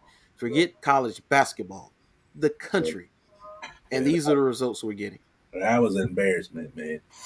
Kentucky don't lose in the first round to St. Peter's. That's just you don't lose to a St. Peter's team with an 8-point lead in overtime, man. So that's St. Peter's. When I saw that flash across my phone, who? Who? St. Peter's. I had to look them up, all of that, and I was like, golly, St. Peter's beat Kentucky. I had to keep looking it up. I didn't believe it when I first saw it. I said, man, but they busted pretty much majority of brackets. They say it's less than 1% of brackets left that are that's still valid. Out of I forgot how many that's been done, but only 743 brackets are still good out of millions. If I would have done a bracket, I wouldn't have picked St. Peter's. So I would not have picked St. Peter's. I would have been part of the majority there. But, I don't know, man. When you're talking about Calipari, is it? My question is it still in him to, has he lost the spark? That's what it looked like to me. Has he lost the spark of college basketball, and yeah, is it still driven for him to win a national championship as it was back when he had all these guys, or is it just time to either retire or try to move on to another program to rejuvenate itself or go to the NBA? Yeah, and because the amount of talent they have at Kentucky, that's inexcusable. Yeah, it is. Especially, you don't lose to St. Peter's. It's the bottom line. Yeah, but, they lost to a team of blue collar workers and insurance salesmen. Yeah, ain't no NBA talent on that squad, huh? No, absolutely not. Absolutely not. But that's the great thing about the NCAA tournament is that shoot or shoot. And it doesn't matter who you have on your roster. If another team is hot and the ball is going into the hoop for them, they're going to be hard to beat, regardless of where they originated from, who's on the team, what the talent level is, who the coaching is. If they're from roast beef tech, it doesn't matter. If the shot is falling, they can beat anybody. And St. Peter's just showed you that. Yeah. Well, we'll see what the countdown is if they yeah guy resigned under pressure. There might be some repercussions from that loss, man. It may be. That's not the Kentucky way of doing things, to get bounced out the first round. No, that is definitely not. So man, let's we're gonna finish up here. Talk a little NBA. I just wanted to highlight this right here. So LeBron James reportedly wanted DeMar DeRozan first, but Lakers front office didn't want to offer him a 3-year deal. You don't believe it? No, that's a lie. Hey. Yeah. So the Los Angeles Lakers have had a horrendous season. Yes, they have. Before the season started, there was a lot of excitement about what the Lakers squad could do. They spent all season recruiting veteran players on team-friendly deals, expecting them to contribute at a high level. But that has not happened, and it turns out the Lakers could have had one of the best players this season. Chris Haynes of Yahoo Sports recently confirmed a report from Ramona Shelburne that LeBron James and Lakers front office want to sign DeMar DeRozan, but passed on him because they were hesitant to sign to a 3-year deal, something that is required in any sign and trade deal. So, like you said, that's required. So, if they needed to do that, so it says Chris Haynes just confirmed that LeBron and the front office wanted DeMar, but the front office not wanting to give DeMar a 3-year deal to open up space in 2023, and it made them pivot to Russ instead. He's talking about, nah, man, I'm sick. This is the same thing they did to Ty Lue and Caruso. Yeah, this is the same thing. So it says sign and trade deals have to be a minimum of 3 years. Maybe Chris misspoke or misremembered, but there's no year to add. It's a minimum of 3, max 4, and only the first year has to be guaranteed. But that's what he's saying. Because they had to do that, they went with Russ instead of taking DeMar DeRozan. So it said that news does not reflect well on the Lakers front office, given how DeRozan has revitalized his career with the Bulls and how Russ has played for the Lakers. One has to imagine what the Lakers would be if they had to pull the trigger on the deal for DeRozan rather than Westbrook. The Lakers have been very poor this year, whereas DeRozan has been able to help lead the Chicago Bulls to a respectable record this season. DeRozan's performance over the course of the season garnered him consideration for MVP, and the fact that DeRozan wanted to go to the Lakers makes all this even more bitter pill to swallow for LA fans. So that's about it right there. Y'all can go check that article out for yourself. But I'm going to be completely honest about this situation. So let's say that this is true, that they didn't want to do 3 years because they want to have 2023 opened up for whatever reason. They want to keep that open, whatever. Okay, got you. DeMar DeRozan doesn't fix the mess that they are right now. I don't think so. Now, are they better than they currently are? Of course. But are they a championship team with DeMar DeRozan instead of Russell Westbrook? How this team currently constructed? Are you asking me? Yeah, because I say no. I say no. I don't think so. I just think that the Lakers are a bad team. They made bad decisions on the roster. They too old. They too old. They made, they took guys. You got a defensive coach and you don't have defensive players. And I think they're in damage control. I think they trying to find the fall guy or the fall person. Yeah. And I mean, our only question is this, man. Why is this coming out now? Because all I heard was that, Westbrook, LeBron wanted Westbrook. He wanted him on this team. Things ain't going right.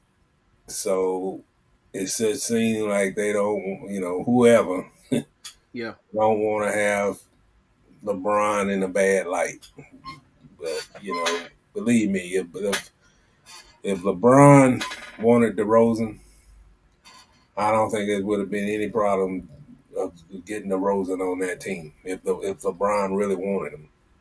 Yeah. I think now you're looking at a team that's, whether they make the play in or not, I mean, it's almost to the point it ain't gonna matter. No. Even if they get through the play in, they gotta play they'd be the 8th seed. So you're looking at playing Phoenix, which they probably get swept. So it's been a bad situation with this team. This Lakers team, with all the prestige, all of the just the publicity that goes with being the Lakers, and these guys are in a play-in situation, not even among the top 8. It's a problem. It's a problem. And you can't be in that market. People say what they want. You can talk about the Rams winning the Super Bowl. You can talk about the Dodgers signing Freeman and all this crap. But the team that matters in LA are the Lakers. Yeah. Yeah. And when they're not doing good, it's somebody gonna have to take the fall for this year. And It's probably gonna be the head coaching staff, or it might even be the GM. But I've seen this pattern before, man, where it get to a point where It's a different story at the end of the season, but it was totally different in October and November. And I don't know. I just feel, hey, whoever made that decision to bring Westbrook to this team, get rid of the talent that you had. I don't like the trade with the kid that went to Washington. I mean, you gave up too much in that trade from the existing Hmm. talent that you had off that championship team. Caldwell Yeah, Pope is a great defender. He can shoot. And you gave up too many pieces in that deal to get this guy to come to your franchise. And yeah, they gave up too much in a trade situation. Now, if it's a free agency situation, that's different.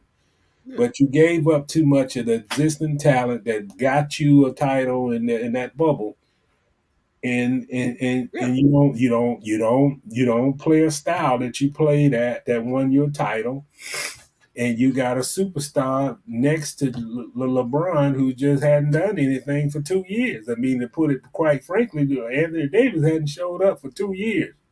He has not Hmm. showed up since they won the championship. Yeah. And you just can't roll the balls out and just say, okay, you can put anybody next to LeBron and you can beat these teams like Phoenix because they not. I mean, if they played a series tonight, if that series started tonight, I Hmm. don't even think the Lakers could win one game against Phoenix. To be No, no, and they said that they would rather face Golden State than to face Phoenix, yeah, and I understand that yeah, completely. I do too. Yeah, Yeah, there's at least a size advantage, you know. yeah, and without Draymond, if the Lakers they have a good matchup against Golden State, especially without Draymond, because all they got to do is put LeBron at center, and he's going to take Looney. Yeah, If Wiseman come back, right. they even had Wiggins on it from time to time. None of those guys have enough bricks in their back pocket, so that's an advantage for the Lakers. But the Suns are going to run them out of the building. Oh, yeah. It's going to be ugly. Gonna defend them, can't they? Man, they'll be 30 points up on them. You know, another team that's absolutely horrible that don't get a lot of publicity about it. The San Antonio Spurs is absolutely a disaster. Yes, they are. And I don't. I know Pop is all to me. I know he got the record or whatever for the most wins, but man, Most wins. Yeah. something needs to get going in San Antonio. I've never seen a San Antonio team be as bad as they've been over 2 years. Yes. I got this game on here now. They losing 89-55. I mean, just I can't never recall any season where they down by 35 or 40 points ever. You Yeah. know. It's like it's the same thing with LA and what LA gave up. San Antonio has lost a lot and they haven't replenished anything with it. I So mean, why would they give up a DeRozan in the first place? I don't know. Why would you let DeRozan must be wanted to leave San Antonio? That's the only thing I can think of because you didn't get anything to replace him that I saw. No. At least nothing that can help you this year or even next year. Because if you're talking about draft picks, we already know young guys don't win titles. So those guys are not going to help you coming out in the draft in the next 3 years. You Yeah. need stars. Yeah. But I have never, because I'm going to leave for 15 years, I have never seen a San Antonio Spurs team as bad as this one. Yeah, this one Yeah, here is I've worse than the never one seen it. last year, ever. And And last year was bad. That was with DeRozan. they losing 93-55. Shoot, Kyle Kuzma, Montrezl Harrell, Yeah, there you go. Kentavious Caldwell Pope, Yeah, there's no way they should give up on playing. Alex Caruso. Mm-hmm. One guy that I told you that I hated, they gave up Zubac. Yep. Zubac. Well, how you let Zubac get out the door? Yeah. Brandon Ingram, Lonzo Ball, Josh Hart. Come on, dude. Julius Randle. It's been there. It's Yeah. been there. Josh Hart, good player. Then you go get guys like Carmelo, who's like at the end of his career and don't defend. He's got a shot, but he can't get back on defense. They And have he no can't. desire to get back on Then defense you at got a all. guy. Yeah, it's just like they just stuck in neutral. You know, you know how to play them. I mean, they playing teams that could just let's just run them out of the gym in the first quarter. And that's what they do. They just run and get a big lead up on them, Yep, and that's it. that's it. Yeah, let me So, see if they're playing Toronto tonight on the road. And I was watching that game. I was like, man, these guys didn't want to be on this road trip. It looks like they were just like on the second game of a back-to-back night, and they just like, man, just run the clock so we can get on the field. hey, I'm sure. I'm sure. Oh yeah, it's 128 to 123 with the final in overtime. Wow, I'm They shocked won. they won. Oh, they Yep, won on the road. Because the boy yeah, that I'm early in the shocked. game, they were just like, okay, LeBron, take over. I'll just catch breath while you Yeah, let me stand here and catch my breath while you do that one-on-one play at the top of the key, man. That's how they looked out there in that first quarter. Like, man, what in the that's world? it.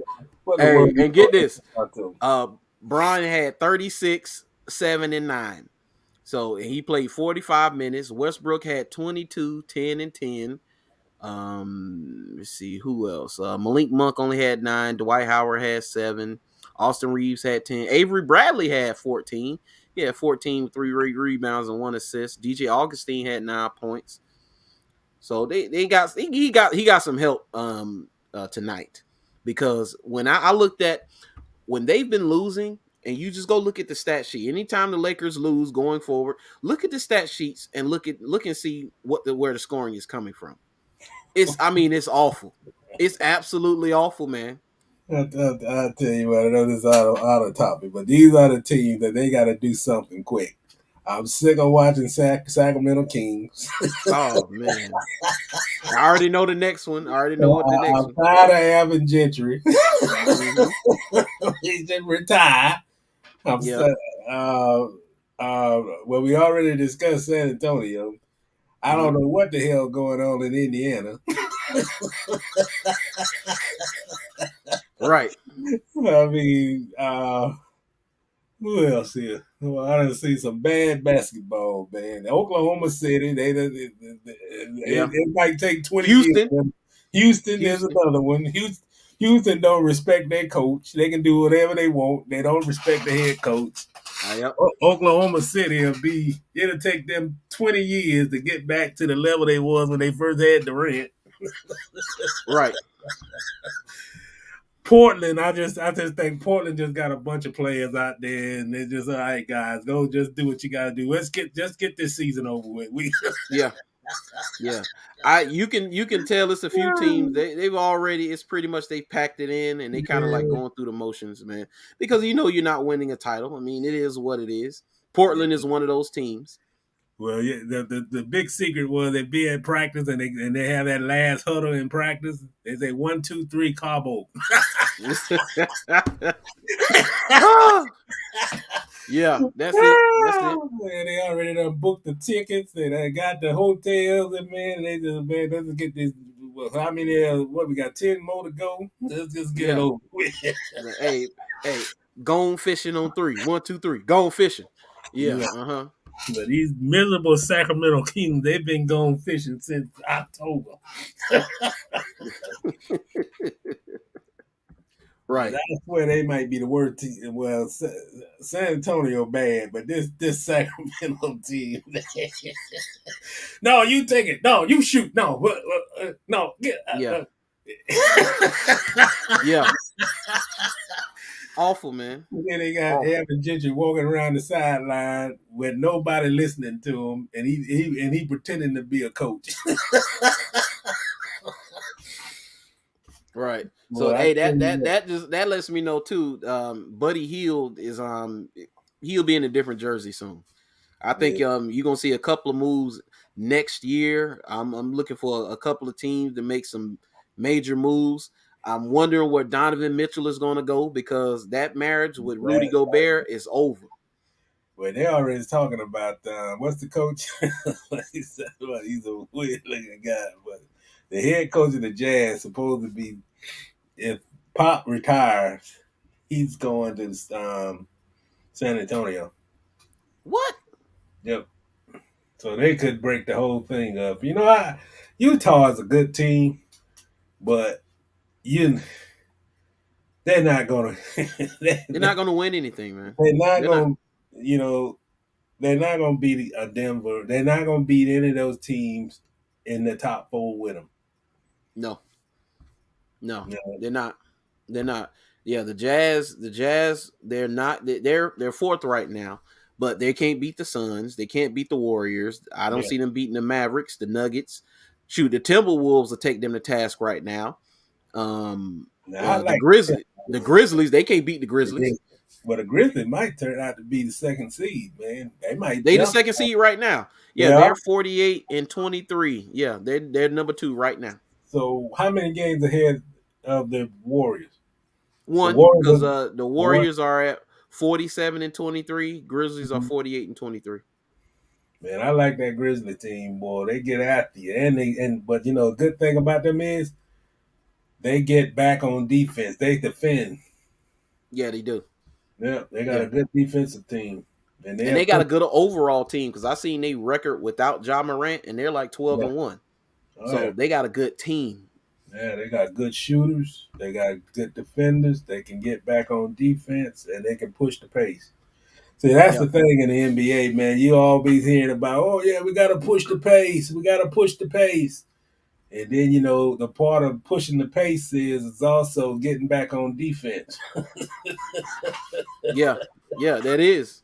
That's it. That's it, all them offensive possessions. You know, you double your amount of offensive possession, but that means, hey, the other team getting the ball too. Yeah. Oh, yeah. So I'm looking at the schedule right here for the well, not the schedule, but the standings. So I see Heat, Bucks, 76ers, Celtics, Bulls. The Cavaliers at 6 is interesting, man. I think they got a nice young nucleus with the Cavaliers. They got a big team, man. They got some trees out there. It's hard the Raptors. Man. Yeah, the Nets at 8 and the Hawks at 9. The Hornets at 10. So, and then it's a drop off after that. You got the Knicks, Wizards, Pacers, Pistons, and of course, your favorite, the Orlando Magic. Man, the Orlando Magic. I forgot to even mention them with my bad 5. The bottom 5, they right there. But appreciate that, Deron James. He said he enjoying this. Hey, I appreciate that, man. They pulled off a win. But what is the guy named Bombi? What's his name? Bombo or whatever the hell his name. What's his name? What is Bambi Bombi or whatever the hell his name is? He's a standing statue, man. Yeah. They played the Sixers the other night. Had the lead and blew it. Yeah, and Mohamed Bamba. Bamba was standing in the lane. Yeah, Mo Bamba.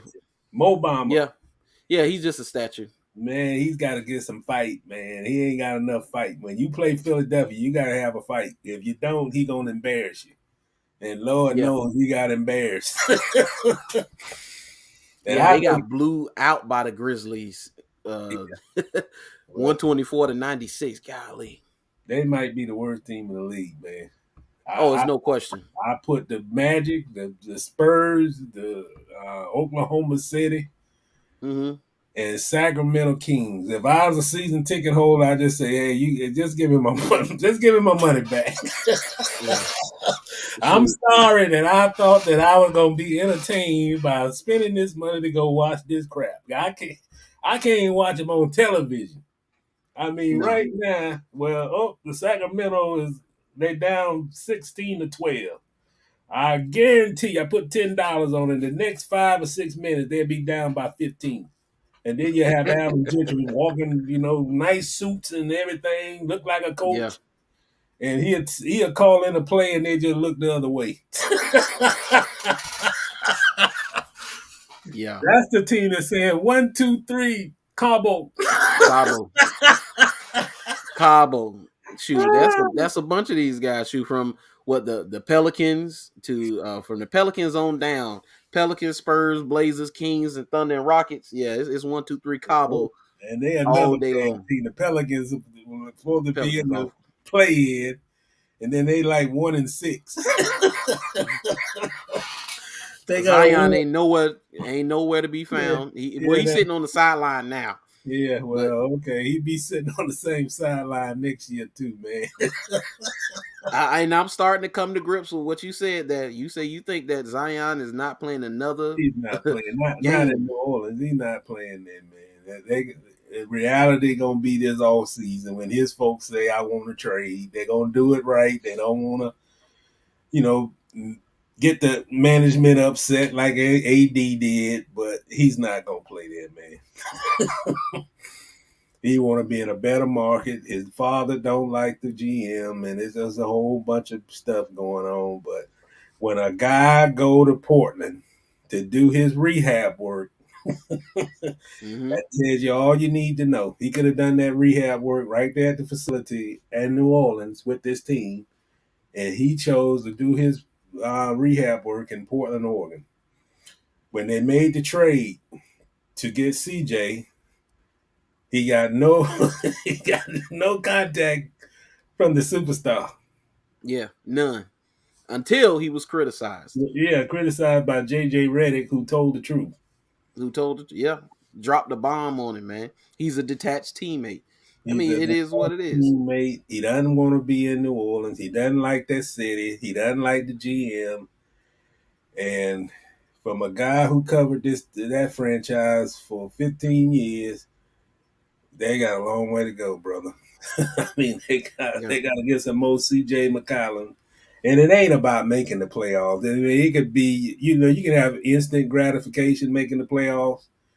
But this is where franchises like Sacramento, Oklahoma City, you get into playoffs and you get swept by the number one seed. How's that progress? I mean, where's the progress in that? yeah, Or you made it to the play in. I mean, the play in, man, yeah, that's almost like, I mean, come on, man. If you 9, 10, and 11, you shouldn't be in no playoffs. That's just money making. That ain't playoff. yes, If you got 8 teams in the playoffs on each side of the bracket from the east to the west, and that's 16 teams in the playoffs, that's the playoffs. That play in, it won't be on my TV. yeah, yeah. And I'm be honest. I don't want to see the Lakers win the play in and then get swept because that's what's going to happen. But that's what's going. That's what's about to happen. They beat the Pelicans and who else in this thing? I don't even keep up with teams. Once they get 9, 10, 11, and 12, they off the Hey, so radar after the so All-Star break. Clippers at 8, Lakers at 9, Pelicans at 10. The Clippers is 8. Yeah, Clippers at 8. Where okay, so where's the Lakers? 12? The Lakers at 9 9. So I wonder who would they play in the play in. So yeah, so what 7 and 8 play in the play in, right? Oh, 7. No, 7 play the last team. So 7 played 11, I believe, and then I think 8 plays 10. Okay. I think the top seeded in the play in play the worst team. Okay, yeah. So let's see. NBA play in tournament. But this ain't nothing but a money grab, man. Come on, man. You giving hope to a franchise that they gonna lose by and get swept in a week or so Yeah. by Phoenix. I mean, So this how it go. 9 and 10 will play each other, and 7 and 8 will play each other. So the Lakers will play the Pelicans, and the Clippers will play the Timberwolves right now in the West. And then the winner of the 9 and 10 and the loser of 7 and 8 play, and they get the winner of that game get the 8th seed, and then the winner of 7 and 8 gets the 7th seed. hmm. So let's say the Lakers are at 9 right now. The Lakers at 9, they play the Pelicans at 10.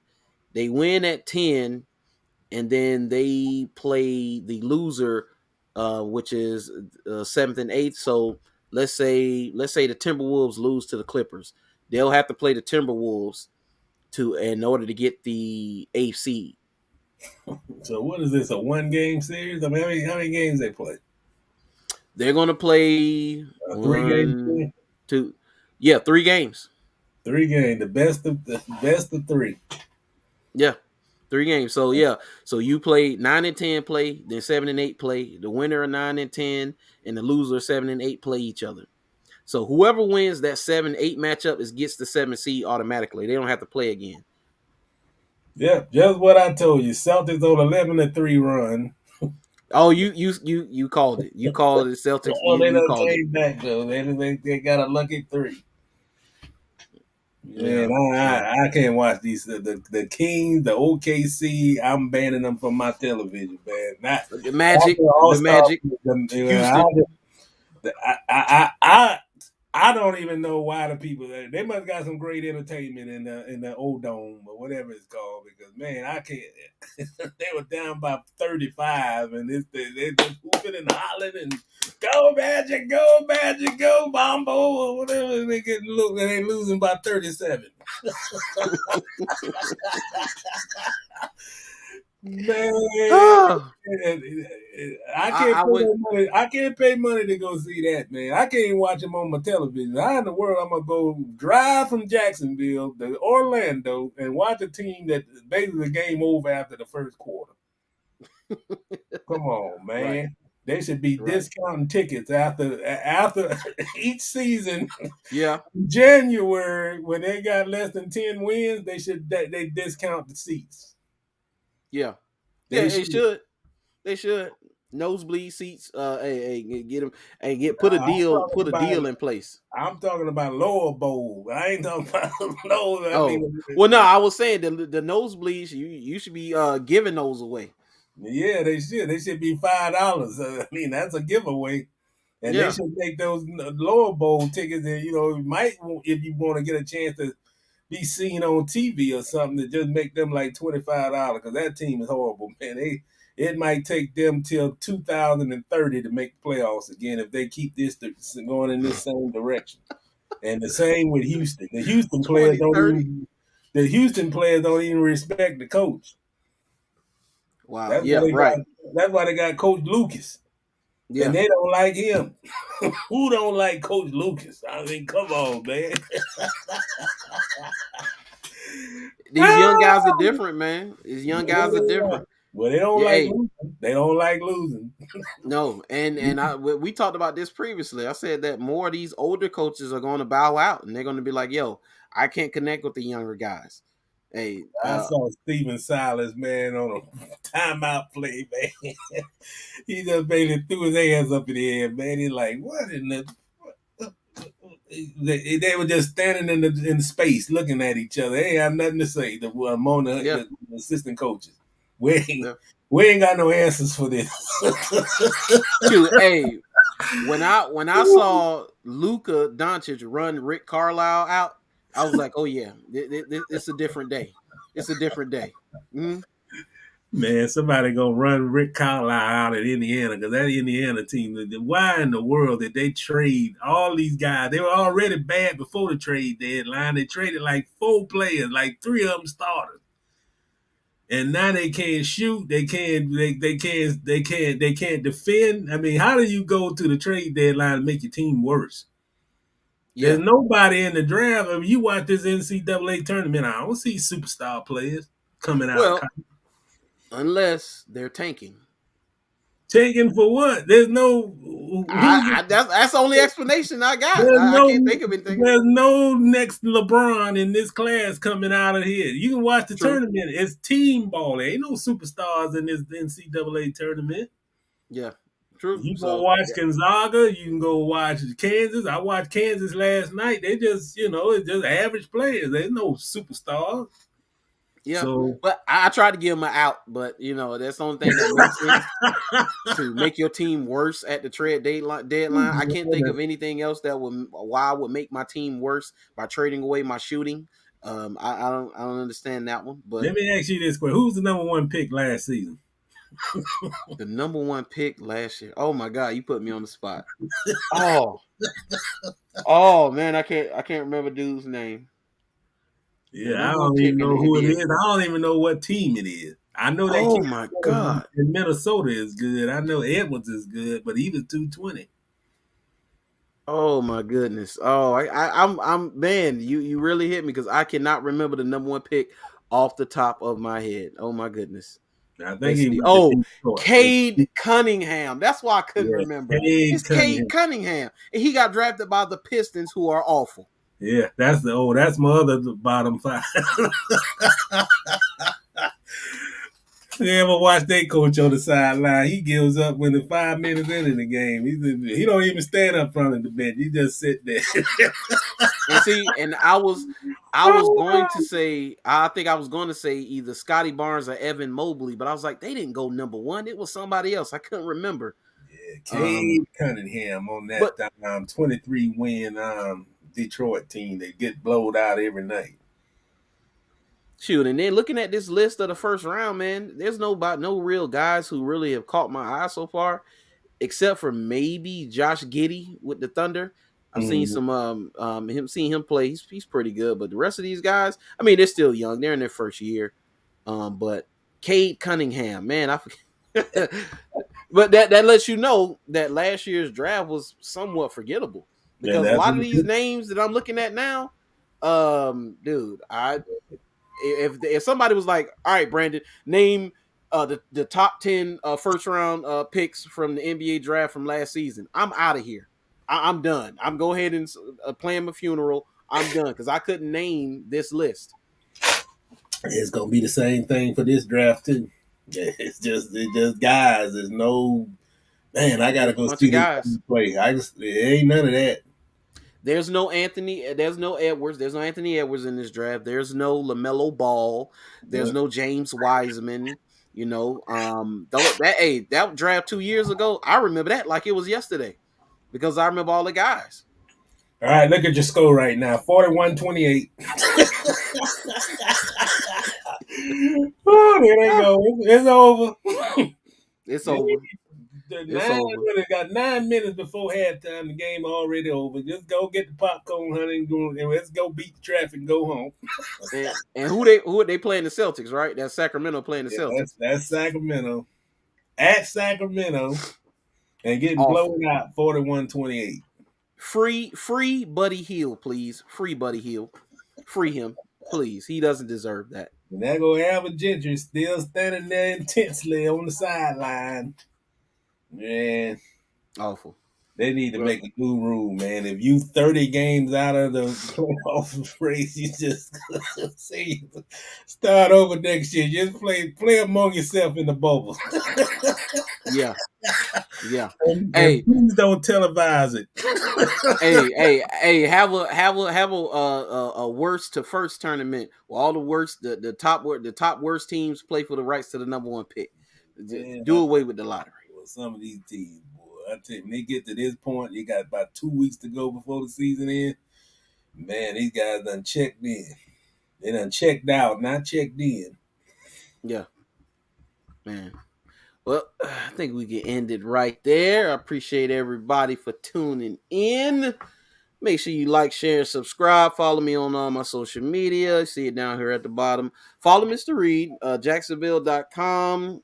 Follow him, Florida Times-Picayune. Follow him on Twitter. We will be back next week. I'm sure there's going to be more because we got the draft coming up. Free agency still going on.